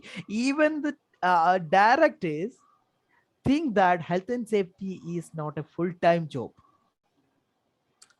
അതാണ് ലീഡർഷിപ്പ് ഇല്ല എന്ന് പറഞ്ഞ ഒരു. അതുപോലെ തന്നെ ബ്ലെയിം കൾച്ചർ ഈസ് ദേർ. അതൊരു നെഗറ്റീവ് ലീഡർഷിപ്പിന്റെ അല്ലെങ്കിൽ പുവർ ലീഡർഷിപ്പിന്റെ ഇൻഡിക്കേഷൻ ആണ്. അവിടെ ബ്ലെയിം കൾച്ചർ പ്രസന്റ് ആണ് എന്നുള്ളത് അത് മറ്റൊരു ഇൻഡിക്കേറ്റർ ആണ്. ഓക്കെ, പിന്നെ സാർ ബേസ്ഡ് ഓൺ സിനാരിയോ നമ്മുടെ ഷിഫ്റ്റ് മാനേജർ അല്ലേ, ഷിഫ്റ്റ് മാനേജറിന് കുറെ വർക്ക് ലോഡ് കിടക്കുന്നു. അപ്പോഴത്തേക്ക് വെരി ഗുഡ് പോയിന്റ് ആണ്, അത് കംപ്ലീറ്റ് ചെയ്തോളൂ. അപ്പോഴത്തേക്ക് വേറെ ഒരു കാര്യങ്ങളിലും ഇതാക്കാൻ പറ്റത്തില്ല. റെക്കോർഡ്സ് ഒക്കെ ചോദിക്കുമ്പോൾ ഇല്ലെന്നല്ലേ പറയാൻ. സ്ട്രെസ് ഡെഡ്ലൈൻ കൊടുത്തോണ്ട്. ഓക്കെ. ഷിഫ്റ്റ് മാനേജർ സ്ട്രെസ്ഡ് ആണ്. ഷിഫ്റ്റ് മാനേജർ മാത്രമല്ല, അവിടെ എല്ലാ വർക്കും സ്ട്രെസ്ഡ് ആണ്. ഷിഫ്റ്റ് മാനേജറുടെ പ്രത്യേകം പറഞ്ഞിട്ടുണ്ട് ഡോക്യുമെന്റ്സിന്റെ ചുറ്റും അയാൾ സ്ട്രെസ്ഡ് ആയിട്ടാണ് അവിടെ സ്റ്റേ ചെയ്യുന്നത്. അപ്പോൾ വർക്ക് പ്ലേസിൽ ആവശ്യത്തിനുള്ള റിസോഴ്സസുകളില്ല. ഹ്യൂമൻ റിസോഴ്സസുകളോ ബാക്കിയുള്ള അറേഞ്ച്മെന്റ്സുകളോ അവിടെ അഡിക്വേറ്റ് ആയിട്ടില്ല. മെന്റൽ ഫറ്റീഗിനോ ഫിസിക്കൽ ഫറ്റീഗിനോ കുറയ്ക്കാനുള്ള കാര്യങ്ങളൊന്നും അവിടെ കൊടുത്തിട്ടില്ല. ഇതെല്ലാം നെഗറ്റീവ് കൾച്ചർ ഇൻഡിക്കേറ്റർ ആണ്. വർക്ക് പ്ലേസിൽ വർക്ക് പ്രഷർ ഉണ്ടാവുന്നു എന്നുള്ള കാര്യവും. ഓക്കെ, ഇനി അത് എങ്ങനെയാണ് നിങ്ങൾ എഴുതാൻ ഉദ്ദേശിക്കുന്നത്? പാരഗ്രാഫ് ആയിട്ടാണോ ബുള്ളറ്റിൻ പോയിന്റ്സ് ആയിട്ടാണോ? സാർ അതെങ്ങനെ എഴുതിയാലായിരിക്കും ബെറ്റർ ആവുന്നത്? എങ്ങനെയായിരുന്നു നിങ്ങളുടെ ഒരു ഇത്ര മനസ്സിലാക്കിയ അനുസരിച്ച് ഏതോ നല്ലത്? ബുള്ളറ്റിൻസ് കൊടുക്കുന്നതായിരിക്കും അല്ലേ? ബുള്ളറ്റിൻ കൊടുക്കുന്നതാണ്. Very good. കേട്ടോ, ഒരു ക്വസ്റ്റ്യൻ കാണുമ്പോൾ നിങ്ങൾക്ക് മനസ്സിലാക്കാൻ പറ്റും ബുള്ളറ്റിൻ കൊടുക്കുന്നതാണ് ഇവിടെ എനിക്ക് തോന്നുന്നത് നല്ലത്. കാര്യം ഇവിടെ നമുക്ക് ആർഗ്യൂ ചെയ്യാനോ അങ്ങനെ ഒരു വലിയൊരു എക്സ്പ്ലനേഷൻ ഒന്നും ഇല്ല. കാര്യം കറക്റ്റ് ചോദ്യം ഇൻഡിക്കേറ്റേഴ്സ് ഏതൊക്കെയാണ്. അപ്പൊ ഇൻഡിക്കേറ്റേഴ്സ് ഇതൊക്കെയാണെന്ന് പറഞ്ഞിട്ട് ഇതാ മതി, ബുള്ളറ്റിൻ പോയിന്റ്സ് കൊടുത്താൽ മതിയായിരിക്കും. നമുക്ക് നോക്കാം. ഒരുവിധം പോയിന്റ്സുകളൊക്കെ നിങ്ങൾ പറഞ്ഞിട്ടുണ്ട്. ബട്ട് ആ പോയിന്റ്സുകൾ നമുക്ക് എന്ത് ചെയ്യണം, ഒരു സ്റ്റാൻഡേർഡ് ആക്കി പറയണം. കാര്യം ഞാൻ പറഞ്ഞു ഇത് സിമ്പിൾ എക്സാം ആയിരുന്നു. സിമ്പിൾ എന്ന് പറഞ്ഞാൽ വളരെ സിമ്പിൾ അല്ല, ഈ ഒരു ലെവലിലാണ് ചോദിക്കുന്നത്. ആവറേജ് ലെവൽ ആണ് ഈ ക്വസ്റ്റ്യൻ. അതുകൊണ്ട് തന്നെ സിമ്പിൾ ആകുമ്പോൾ ടഫ് ആവുന്ന വരെ വാല്യുവേഷൻ രീതി മാറും. ലിബറൽ ആക്കും അല്ലെങ്കിൽ ടഫ് ആക്കും, അങ്ങനത്തെ കാര്യങ്ങൾ ഉണ്ടാവുമോ? ടഫ് ആക്കും. ഞാൻ മുമ്പ് പറഞ്ഞിരുന്നു, ഞാൻ ഈ സെഷൻ തുടങ്ങുന്നതിന് മുമ്പ് ഇന്ന് തന്നെ പറഞ്ഞിട്ടുണ്ട് ആ കാര്യം. ക്വസ്റ്റ്യൻ പേപ്പർ ഈസി ആകുമ്പോൾ ഇവാലുവേഷൻ കുറച്ച് ടൈറ്റ് ആകും. അപ്പൊ നമ്മൾ നല്ല രീതിയിൽ എന്ത് എഴുതേണ്ടി വരും, ആൻസർ എഴുതേണ്ടി വരും. നോക്കാം, നെഗറ്റീവ് കൾച്ചർ ഇൻഡിക്കേറ്റേഴ്സ് എന്താണ്? കണ്ടോ, there are many negative safety culture indicators. ഈ ഒരു ഇൻട്രൊഡക്ഷൻ സെന്റൻസ് നിങ്ങൾ വേറൊരാളുടെ അതുപോലെ കോപ്പി അടിച്ചാൽ എന്ത് ഒരു സെന്റൻസ് ആണത്, ഒരർത്ഥമില്ല. നിങ്ങൾക്ക് ഈ ഒരു സെന്റൻസിന് ഒരു മാർക്കും കിട്ടാൻ പോകുന്നില്ല. വെറുതെ വേസ്റ്റ് ആയിട്ടുള്ള ഒരു സെന്റൻസാ ഇത്. നിങ്ങളും ഇതുപോലെ എഴുതി വേറൊരു കാൻഡിഡേറ്റും ഇതുപോലെ എഴുതി പ്ലാജറിസം സോഫ്റ്റ്വെയർ പിടിക്കും. ഇങ്ങനത്തെ ഇപ്പൊ ഫസ്റ്റത്തെ ഒരു ഇൻട്രൊഡക്ഷൻ ഓക്കെ, കാരണം നമ്മൾ ആദ്യമായിട്ട് തുടങ്ങിയല്ലേ. ഈ ഒരു ഇൻട്രൊഡക്ഷൻ ഇവിടെ ആവശ്യമുണ്ടെന്ന് നിങ്ങൾക്ക് തോന്നുന്നില്ല. കാര്യം ഏതായാലും നമ്മളോട് അതാ ചോദിച്ചത്. അപ്പൊ നമ്മൾ അതിനോട് ഉത്തരം പറഞ്ഞാൽ മതി. എന്തൊക്കെയാ നമ്മൾ എഴുതുമ്പോൾ ഒരു സ്റ്റാൻഡേർഡ് ആക്കിയിട്ടുള്ള ആ കാര്യങ്ങൾ ആദ്യം എഴുതണം. Management commitment is poor. Top management is not giving first priority for occupational health and safety than profit and production. Directors often compromise OHS requirements. അത് സിനാരിയോയിൽ പറയുന്ന ഒരു കാര്യമാണ് അല്ലേ. കട്ട് ദ കോർണേഴ്സ് എന്നുള്ളൊരു ടേം ഉപയോഗിക്കുന്നത്. Directors feel wasting working time by conducting HSC training. ഇതൊക്കെയാണ് commitment കുറവാണ് എന്ന് പറയുന്നതിനുള്ള നമ്മുടെ ആർഗ്യുമെന്റ്സ്. അല്ലെങ്കിൽ ഇതൊക്കെ ഓരോ എന്താണ് നെഗറ്റീവ് കൾച്ചർ ഇൻഡിക്കേറ്റേഴ്സ് ആണ്. Inadequate resources. Reasonably practicable resources are not given. Sir doubt ചോദിച്ചോട്ടെ? ചോദിച്ചോ. ഇപ്പോ OHS നമ്മൾ ഷോർട്ട് ആക്കി എഴുതുന്നതുകൊണ്ട് കുഴപ്പമില്ല? ഇല്ല OHS occupational health and safety, ഇതൊരു ആക്സെപ്റ്റഡ് അബ്രീവിയേഷൻ ആണ്, ഷോർട്ട് ഫോം ആണ്. ഇത് എഴുതാം. അതുപോലെ തന്നെ PP ഇത് എഴുതാം. PTW അത് എഴുതാം. റിസ്ക് അസസ്മെന്റിന് RA അതൊരു ആക്സെപ്റ്റഡ് അല്ല, അത് എഴുതരുത്. ഓക്കെ. ഇനി but inadequate resources. Reasonably practicable resources are not given in terms of human resources. ഇതാണ് നിങ്ങൾക്ക് develop ചെയ്താട്ടെ. Incompetency of lack of adequate maintenance engineer എന്നൊക്കെ പറഞ്ഞിട്ട് ഇതിന്റെ ബ്രാക്കറ്റിൽ എഴുതാം. ഒന്നും കൂടി ക്ലാരിറ്റി. നിങ്ങളുടെ ആൻസർ ക്ലാരിറ്റി ആയിരിക്കണം, ഫോക്കസ്ഡ് ആയിരിക്കണം, കൺസൈസ് ആയിരിക്കണം. അതായത് വളരെ ജനറൽ ആയിട്ട് പറഞ്ഞിട്ട് നിർത്തി പോകരുത്. ഫോക്കസ്ഡ് ആൻഡ് കൺസൈസ് ആയിരിക്കും. Lack of competent first aiders, emergency response team ഒക്കെ ഇവിടെ പറഞ്ഞിട്ടുണ്ട് already. Lack of competent first aiders, emergency response ERT അത് ആക്സെപ്റ്റഡ് ആണ്, ഉപയോഗിക്കുക. And maintenance engineer.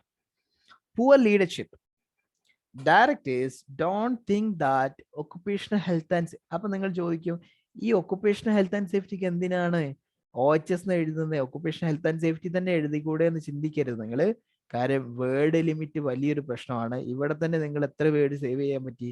ഇവിടെ OHS മാത്രം എഴുതേണ്ട, ഇവിടെ 2 വേർഡ് സേവ് ചെയ്തു, 3 വേർഡ് വരും. Occupational health and safety 4 word വരും.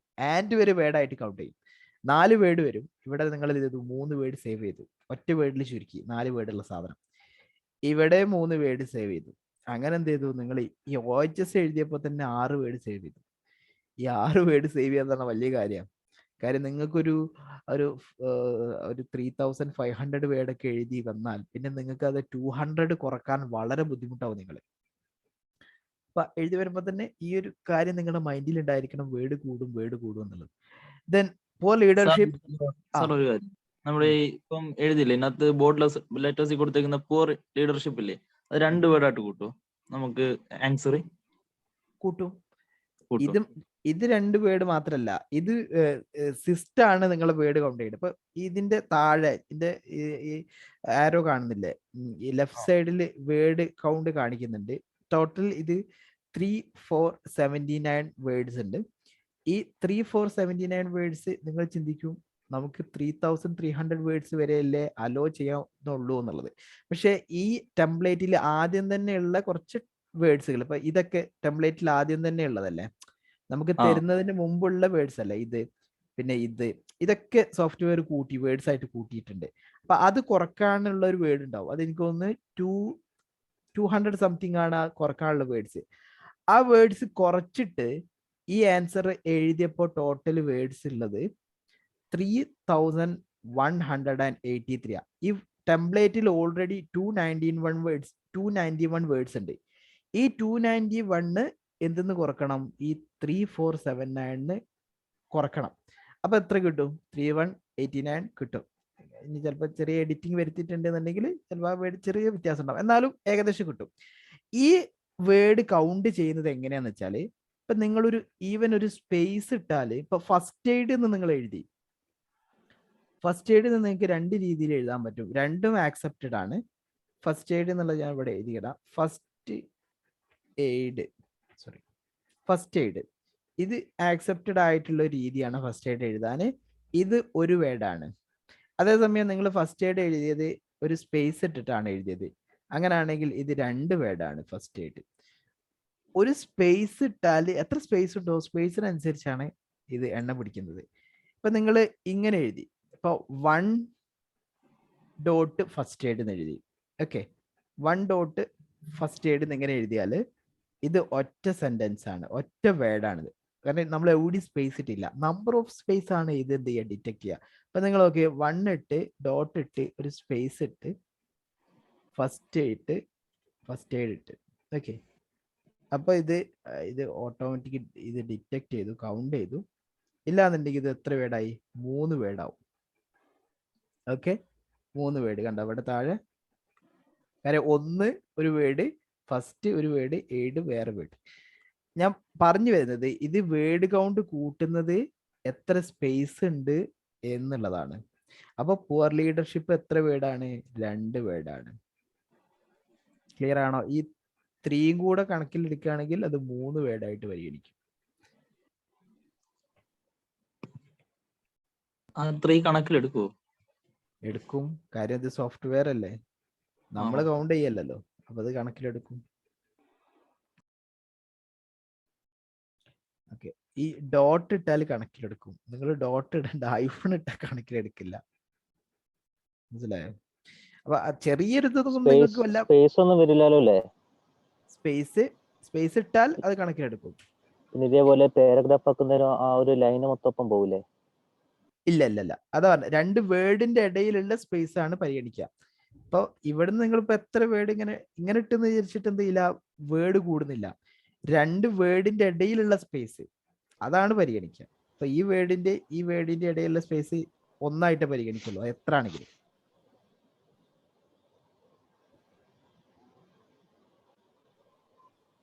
അത് ഈ വേർഡ് സോഫ്റ്റ്വെയർ എങ്ങനെയാണ് എന്ത് ചെയ്യുക, കൗണ്ട് ചെയ്യുക. ഓക്കെ,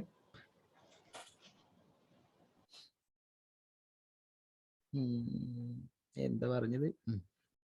ഇനി പെട്ടെന്ന് വായിക്കാം കേട്ടോ, സിമ്പിൾ ആയിട്ട്. ഫോർ ലീഡർഷിപ്പ് ഓൾറെഡി പറഞ്ഞു. Direct done the full time job ആണ്. അതുപോലെ തന്നെ അവരെ എന്താകുന്നുണ്ട്, ബ്ലെയിം കൾച്ചർ അവിടെ എക്സിസ്റ്റ് ചെയ്യുന്നുണ്ട്, അവരെ ഇൻഡിവിജ്വലി ബ്ലെയിം ചെയ്യുന്നുണ്ട്. നമ്പർ ഓഫ് ആക്സിഡൻറ്റ്സ് അതെന്താന്ന് കൂടുന്നുണ്ട്, ഒരുപാട് ആക്സിഡൻറ്റ്സ് കൂടുന്നുണ്ട് എന്ന് ആര് നമ്മളോട് പറഞ്ഞിട്ടുണ്ട്? വർക്കേഴ്സ് നമ്മളോട് പറഞ്ഞിട്ടുണ്ട്.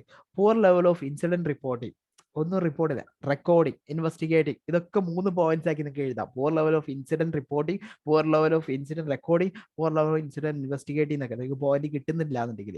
പക്ഷെ ഇത് നമ്മൾ എന്ത് ചെയ്തു, ക്ലബ് ചെയ്തിട്ട് ആ പോയിന്റ്സ് ഒക്കെ എഴുതി. കാരണം നമുക്ക് വേർഡ് ലിമിറ്റിന്റെ പ്രശ്നമുള്ളതുകൊണ്ട്.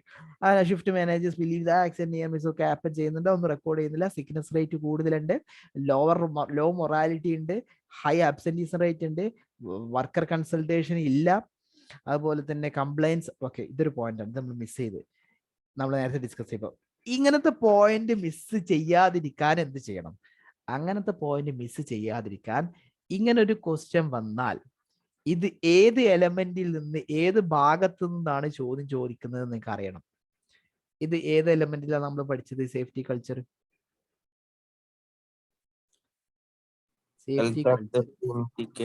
Improvement of health and safety culture. Very good. എത്രാമത്തെ എലമെന്റിലായിരുന്നു അത്? 3.2.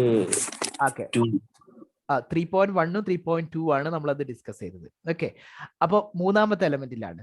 ആ 3ാമത്തെ എലമെന്റ് എടുക്കണം നമ്മൾ. എന്നിട്ട് ആ ഭാഗം നമ്മൾ നോക്കാം ഏതൊക്കെയാണ് പോയിന്റുകൾ എന്ന്. ഈ പോയിന്റുകൾ, അപ്പൊ ഈ പോയിന്റുകളൊക്കെ എഴുതണം നമ്മൾ. അപ്പൊ അതില് ഈ കാര്യങ്ങളൊക്കെ നമ്മൾ എന്ത് ചെയ്യണം, സിനാരിയോയിലൂടെ കൂടെ കണക്ട് ചെയ്തിട്ട് എഴുതണം. പിന്നെ നമുക്ക് ഇതൊക്കെ ഒന്ന് വായിക്കാം, ജസ്റ്റ് ഒന്ന് കണ്ണുപിടിച്ച് വായിക്കാം, ഇതൊക്കെ ബന്ധപ്പെട്ട് കിടക്കുന്ന. അപ്പൊ ഇതൊക്കെ എന്തിൽ വന്നിരിക്കണം? നമ്മുടെ ആൻസറിൽ അവിടെയും ഇവിടെ ആയിട്ട് തെളിഞ്ഞു മറിഞ്ഞു വന്നിരിക്കണം. മാത്രമല്ല നമ്മുടെ സിനാരിയോയിലുള്ള കാര്യങ്ങളും വന്നിരിക്കണം. ഓക്കെ, ഞാൻ കാണിച്ച് നിങ്ങൾ കണ്ടിട്ടില്ലല്ലേ? ഓക്കെ, ഇപ്പൊ കാണുന്നില്ലേ? ഇതാണ് നമ്മുടെ എന്ത് പോയിന്റ്സുകൾ, ഇൻഡിക്കേറ്റേഴ്സ്. ഇത് നമ്മൾ ഡിസ്കസ് ചെയ്ത ഈ കാര്യങ്ങളൊക്കെ വന്നിരിക്കണം. മാത്രമല്ല 3.2 പറഞ്ഞിട്ടുള്ള ഇങ്ങനത്തെ കാര്യങ്ങളും ഇതും എന്തായിരിക്കണം, വന്നിരിക്കണം. അപ്പോൾ നമ്മുടെ ആൻസർ നമ്മുടെ നിബോഷിന്റെ രീതിയിൽ എഴുതി എന്ന് പറയാൻ പറ്റും. എന്നിട്ട് നമുക്ക് നോക്കാം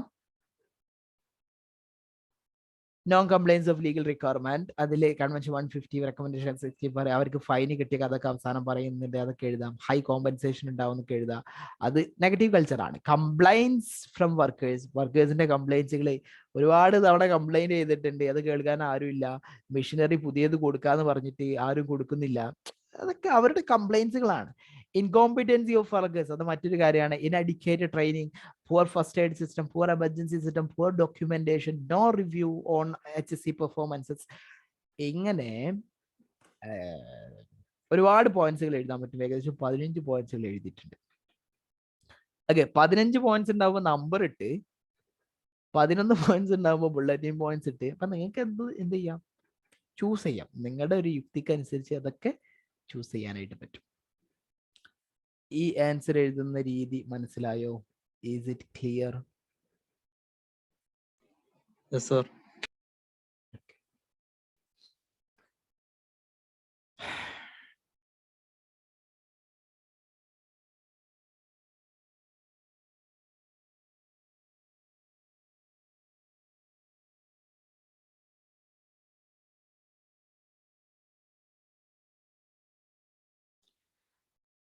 ഇനി അടുത്ത ക്വസ്റ്റ്യൻ നോക്കാം.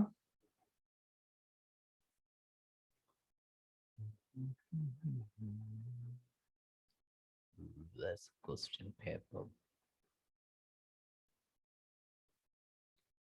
മൂന്നാമത്തെ ക്വസ്റ്റ്യൻ, ഫൈനാൻഷ്യൽ ആർഗ്യുമെന്റ്സ്. ഇവിടെ ഒരു കാര്യം കണ്ടോ, ബേസ്ഡ് ഓൺ ദ സിനാരിയോ ഉള്ളി.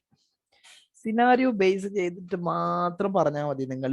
What financial arguments in relation to accidents could you use to convince the directors that health and safety needs to be improved. സിനാരിയോയിൽ പറഞ്ഞിട്ടുണ്ട് ഹെൽത്ത് ആൻഡ് സേഫ്റ്റി ബഡ്ജറ്റ് വേണമെന്നുണ്ടെങ്കിൽ അത് എങ്ങനെ പ്രോഫിറ്റ് കൂട്ടും എന്നുള്ളത് നിങ്ങൾ argue ചെയ്യണം എന്നുള്ളത്. അതായത് ഫൈനാൻഷ്യൽ ആർഗ്യുമെന്റ്സ് നടത്തണം. ഡയറക്ടേഴ്സിനെ കൺവിൻസ് ചെയ്യിക്കാൻ എന്തൊക്കെ ഫൈനാൻഷ്യൽ ആർഗ്യുമെന്റ്സ് ആണ് നിങ്ങൾ നടത്തുക? അതാണ് ചോദ്യം. ഈ ആക്സിഡന്റ് റിലേറ്റ് ചെയ്തിട്ടുള്ളതായിട്ടുള്ള എന്തൊക്കെ ഫൈനാൻഷ്യൽ ആർഗ്യുമെന്റ് ആണ് നടത്തുക? ഈ ക്വസ്റ്റ്യന്റെ ഈച്ച് ആൻഡ് എവറി വേർഡ് നിങ്ങൾ വായിച്ചിരിക്കണം. അതിലെവിടെയെങ്കിലും ചിലപ്പോൾ ക്വസ്റ്റ്യന്റെ ഡയറക്ഷൻ തിരിച്ചു വിടുന്ന പോയിന്റ്സുകൾ ഉണ്ടാവും. ഇവിടെ പറഞ്ഞത് ആക്സിഡന്റിനെ റിലേറ്റ് ചെയ്യുന്ന എന്തൊക്കെ ഫൈനാൻഷ്യൽ ആർഗ്യുമെന്റ് ആണ് നിങ്ങൾ നടത്താൻ പോകുന്നത്? നിങ്ങൾ പറ. ഇപ്പൊ ആക്സിഡന്റ് വന്ന ശേഷം കുറെ സമയം വർക്ക് സ്റ്റോപ്പ് ആവുമല്ലോ. ഓക്കെ, മൊത്തം പ്രൊഡക്ഷൻ സ്റ്റോപ്പ് ആവുമല്ലോ. അപ്പൊ അത്രയും ലോസുകളല്ലേ. Very good. പിന്നെ അതേപോലെ കമ്പനീന്റെ റെപ്യൂട്ടേഷൻ, ഓക്കെ, പിന്നെ പെനാൽറ്റി കൊടുക്കേണ്ടി വരും. ആക്റ്റീവ് മോണിറ്ററിംഗ് ഉണ്ടായിരുന്നെങ്കിൽ കംപ്ലീറ്റ് ഇറ്റ്. ആക്റ്റീവ് മോണിറ്ററിംഗ് ഉണ്ടായിരുന്നെങ്കിൽ ഇത്രയും വലിയ ലോസ് ഉണ്ടാവില്ലായിരുന്നല്ലോ. Okay, good. Injury. Yes yes. പിന്നെ അടുത്ത് ഇൻഷുറൻസ് ഒക്കെ ഉണ്ടായിരുന്നെങ്കിൽ കുറച്ചൊക്കെ പൈസ പിടിച്ച് ഇൻഷുറൻസ് കമ്പനിയിൽ നിന്ന് പൈസ കിട്ടുമായിരുന്നു. ഓക്കെ, അതിന്റെ ബേസ്ഡ് ഓൺ ദ സിനാരിയോ ഉള്ളി. Okay, based on the scenario ഉള്ളി എന്ന് പറഞ്ഞപ്പോ നമ്മൾ അങ്ങനത്തെ അതായത് സിനാരിയോ തീരെ ബന്ധമില്ലാത്ത കാര്യങ്ങളിലേക്ക് എത്തുന്നത് ഒന്ന് തടഞ്ഞു നിർത്തണം. ബട്ട് ആ ആൻസറിന്റെ ഡയറക്ഷൻ തെറ്റിയിട്ടുണ്ട്. ഏതായാലും പറയാം.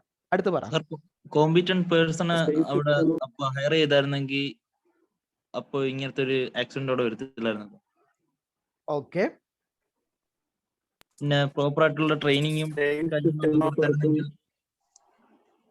Okay, safe system of work implement ചെയ്തിരുന്നെങ്കിൽ. ഓക്കെ.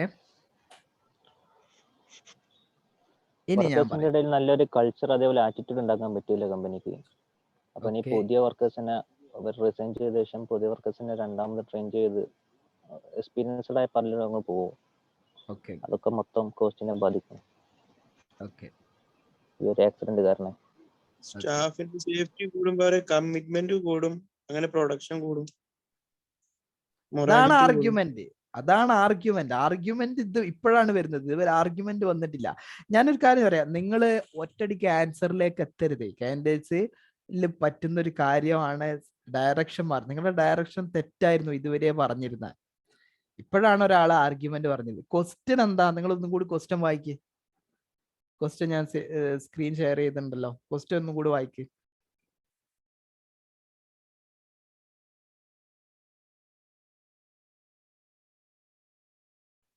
ഓക്കെ, വായിച്ചു. ഇനി അടുത്തത് നിങ്ങൾ ചെയ്യേണ്ടത് ഈ ക്വസ്റ്റ്യൻ എവിടെയാണ് നമ്മൾ പഠിച്ചത് എന്നുള്ളതാ. അല്ലെങ്കിൽ ഈ ഒരു ഭാഗം എവിടെയാണ് നമ്മൾ പഠിച്ചത് എന്നുള്ളതാ. എവിടെ നമ്മൾ പഠിച്ചത്?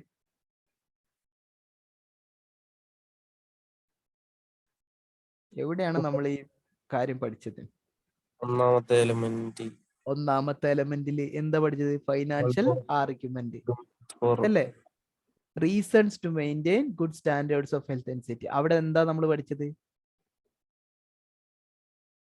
അവിടെ ഡയറക്റ്റ് കോസ്റ്റ്, ഇൻഡയറക്റ്റ് കോസ്റ്റ്. ഒരു ആക്സിഡന്റ് ഉണ്ടായി കഴിഞ്ഞു കഴിഞ്ഞാൽ നമുക്ക് രണ്ടുതരത്തിലുള്ള.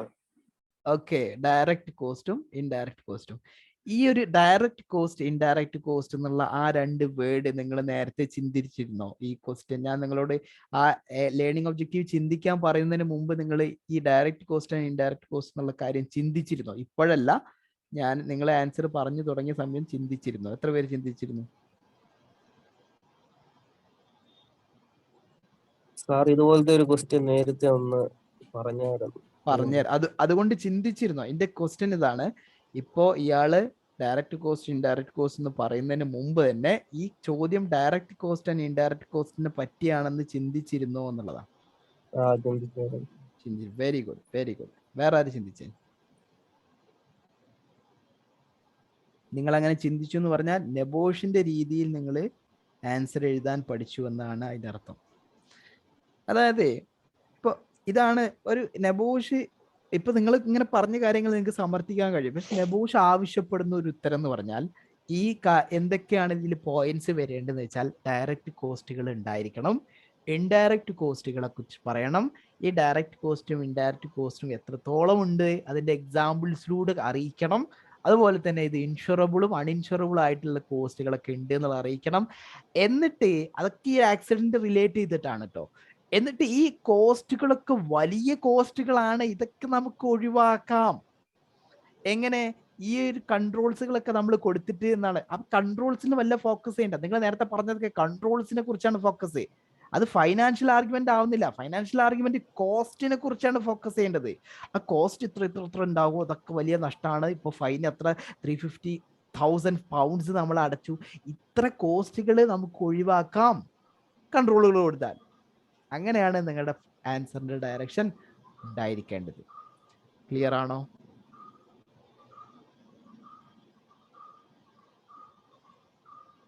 Is it clear? Yes sir. Okay. So നമുക്ക് നോക്കാം എങ്ങനെയാണ് ആ ഡയറക്റ്റ് ഇൻഡയറക്റ്റ് കോസ്റ്റുകളെ കുറിച്ച് പറയേണ്ടത്. അപ്പോൾ ഇതിൽ ഞാനൊരു കാര്യം പറയാം. നിങ്ങൾ എത്ര പോയിന്റ് എഴുതി ഡയറക്റ്റ് കോസ്റ്റ് ഇൻഡയറക്റ്റ് കോസ്റ്റ് എന്നുള്ള ടേം എഴുതില്ല എന്നെങ്കിൽ നിങ്ങൾക്ക് ഒരു 3 മാർക്ക് ഇതിന് കിട്ടുള്ളൂ. നിങ്ങൾ എത്ര കഷ്ടപ്പെട്ട് പോയിന്റ്സ് എഴുതിയാലും. അതാണ് ഈ നെബോഷൻ രീതി. ആ ടേംസ് എക്സാമിനർക്ക് വേണം, എന്നാലേ എക്സാമിനർക്ക് മാർക്ക് ഇടാൻ കഴിയും. അപ്പൊ ആ ഒരു ഫ്ലോ എന്തിനുണ്ടായിരിക്കണം? നിങ്ങളുടെ ആൻസറിന് ഉണ്ടായിരിക്കണം. Okay, let me show you the answer.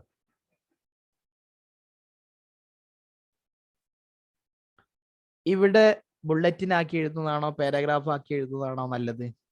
എന്താ നിങ്ങളുടെ ഒരു അഭിപ്രായം? പാരഗ്രാഫ് അല്ലേ? ഓക്കെ, പാരഗ്രാഫ് ആക്കുന്ന എഴുതാം. അങ്ങനെ ഒരു ആർഗ്യുമെന്റ് നടത്തിയല്ലോ നമുക്ക്. അപ്പോൾ ആർഗ്യുമെന്റ് നടത്തുമ്പോൾ നമുക്ക് എന്ത് ചെയ്യാം, ഒന്നും കൂടി ഇങ്ങനെ എക്സ്പ്ലെയിൻ ചെയ്തിട്ട് എഴുതേണ്ടി വരും. അപ്പൊ നല്ലത് പാരഗ്രാഫ് ആക്കി എഴുതുന്നതാണ്. ചെറിയൊരു ഇൻട്രഡക്ഷൻ ആവശ്യമായിട്ട് വരും.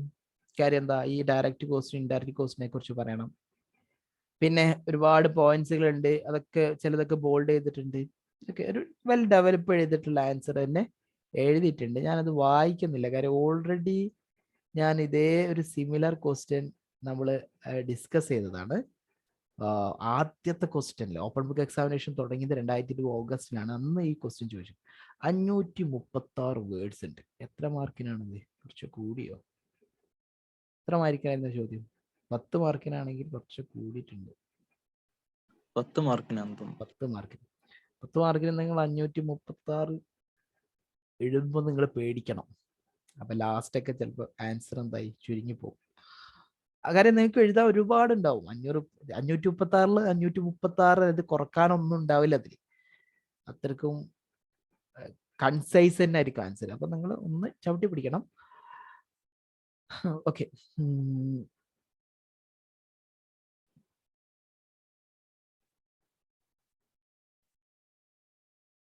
ചില ഇൻട്രഡക്ഷൻ ഒക്കെ ഒഴിവാക്കുക അതിൽ. ഓക്കെ, ഞാൻ സ്ക്രീനിൽ കാണിച്ചു തരാം. ഞാൻ വായിക്കുന്നില്ല. ഹോപ്പ് നിങ്ങൾക്കിത് വായിക്കാൻ കിട്ടുമെന്ന് വിചാരിക്കുന്നു. ഞാനൊന്ന് വലുതാക്കാം.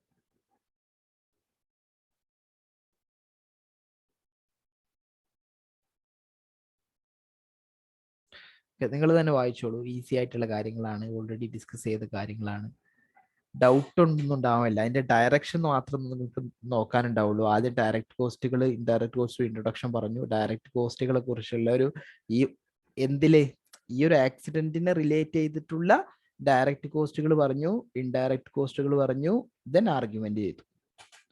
ഒന്ന് വായിച്ച് ഈ ഇത്രയും ഭാഗങ്ങൾ വായിച്ച് അടുത്ത ഭാഗം കാണിക്കാൻ നേരത്ത് നിങ്ങൾ പറഞ്ഞാൽ ഞാൻ അടുത്ത ഭാഗം കാണിച്ചു തരാം.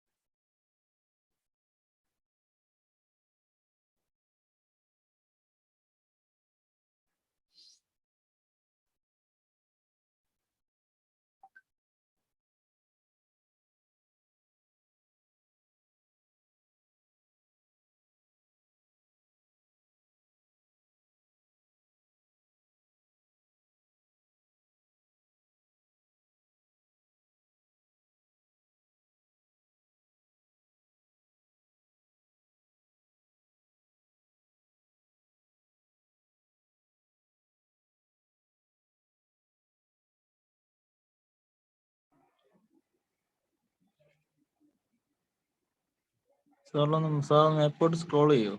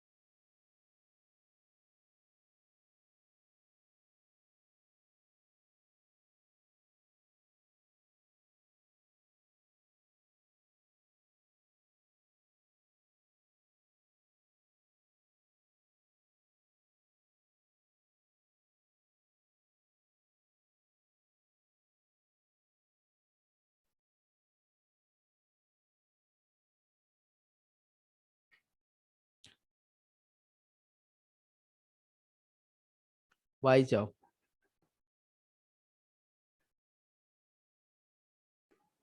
വായിച്ചു സർ.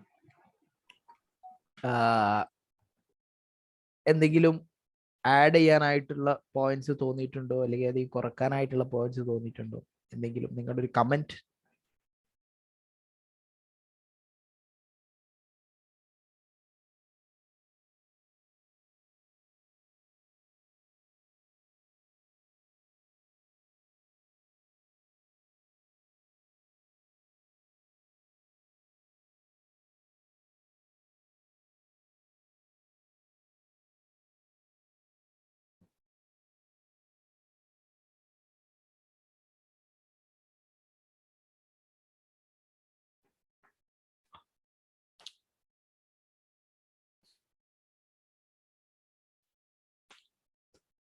No comment, right?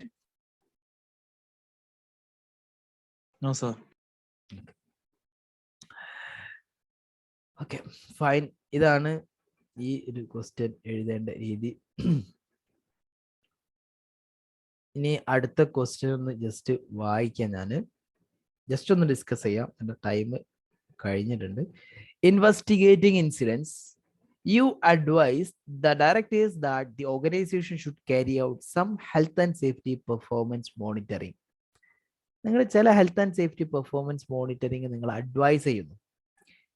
ഈ ഹെൽത്ത് ആൻഡ് സേഫ്റ്റി മോണിറ്ററിങ് നമ്മൾ ആക്റ്റീവ് ആയിരിക്കാം, റിയാക്റ്റീവ് ആയിരിക്കാം കേട്ടോ. Comment on the reactive monitoring. that is lagging monitoring methods that could be put in place by the organization. ചോദ്യം നോക്കണം നിങ്ങള്. നിങ്ങൾക്ക് ഞാൻ ലാഗിങ് ഇൻഡിക്കേറ്റേഴ്സിനെ കുറിച്ച് പറഞ്ഞിരുന്നോ? ലാഗിങ് ഇൻഡിക്കേറ്റേഴ്സും ലീഡിങ് ഇൻഡിക്കേറ്റേഴ്സും ഉണ്ട്. ഞാൻ നേരത്തെ പറഞ്ഞിരുന്നു, ലീഡിങ് ഇൻഡിക്കേറ്റേഴ്സ് എന്ന് പറഞ്ഞാൽ നമ്മുടെ കമ്പനിയുടെ ഡയറക്ഷൻ എങ്ങോട്ടാണ് എന്ന് മനസ്സിലാക്കി തരുന്ന ചില കാര്യങ്ങൾ.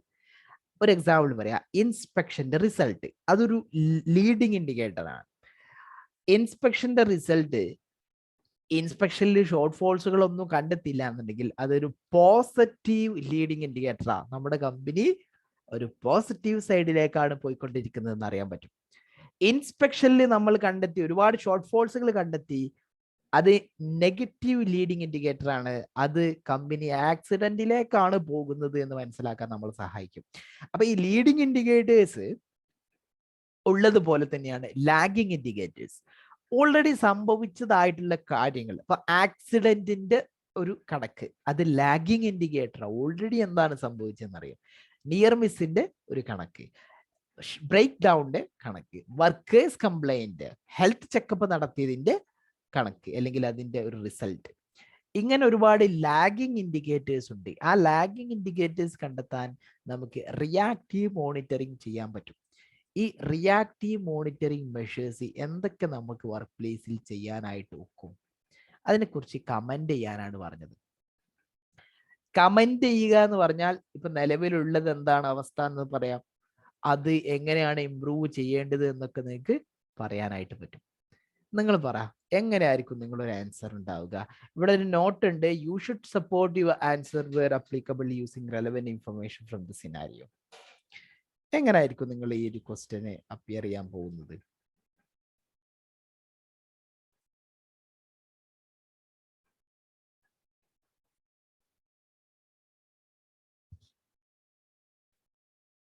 Any thought?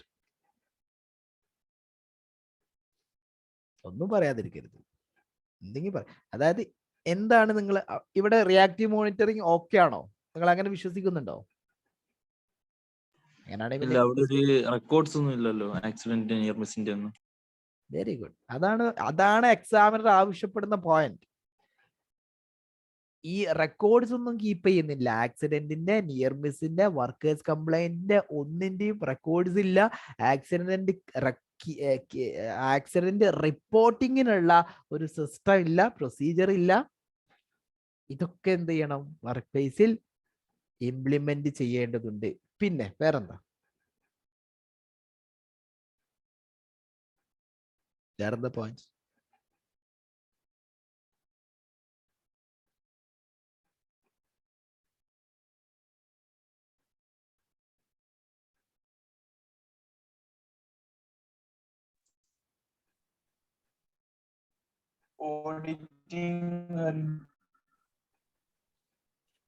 ഓഡിറ്റിംഗിന് എന്ത്? Auditing is an active monitoring, it's not a reactive monitoring. പറയാം. ഇൻസിഡന്റ് ഇൻവെസ്റ്റിഗേഷൻ ക്ലിയർ ആയിട്ട് അതൊരു റിയാക്റ്റീവ് മോണിറ്ററിംഗ് ആണ്. ഒരു പർട്ടിക്കുലർ ഇൻസിഡന്റ് സിസ്റ്റമാറ്റിക് ആയിട്ട് ഇൻവെസ്റ്റിഗേറ്റ് ചെയ്യുന്ന അത് ചെയ്യുന്നില്ല. ഓക്കെ, ഇവിടെ നിങ്ങൾക്ക് പാരഗ്രാഫ് ആക്കി എഴുതാം, ബുള്ളറ്റിൻ പോയിന്റ്സ് ആക്കി എഴുതാം, എങ്ങനെയോ എഴുതാൻ പറ്റും. ഇവിടെ എഴുതിയിട്ടുള്ളത് ബുള്ളറ്റിൻ പോയിന്റ്സ് ആയിട്ടാണ്. നിങ്ങൾ ഇതിനെ ഒരു പാരഗ്രാഫ് ആക്കി എഴുതുകയാണെങ്കിൽ അങ്ങനെയും എഴുതാനായിട്ട് പറ്റും. എന്തൊക്കെ കാര്യങ്ങളാണ് നിങ്ങൾക്ക് റിയാക്റ്റീവ് മോണിറ്ററിംഗ് ആയിട്ട് അവിടെ ചെയ്യാനായിട്ട് പറ്റുന്നത്? ഒരുപാട് കാര്യങ്ങൾ ചെയ്യാൻ പറ്റും. ഞാനത് ഡീറ്റെയിൽ ആയിട്ട് വായിക്കുന്നില്ല, സമയം എന്നെ അനുവദിക്കുന്നില്ല. അതുകൊണ്ട് ഞാൻ ബോൾഡ് ചെയ്തത് മാത്രം വായിക്കാം.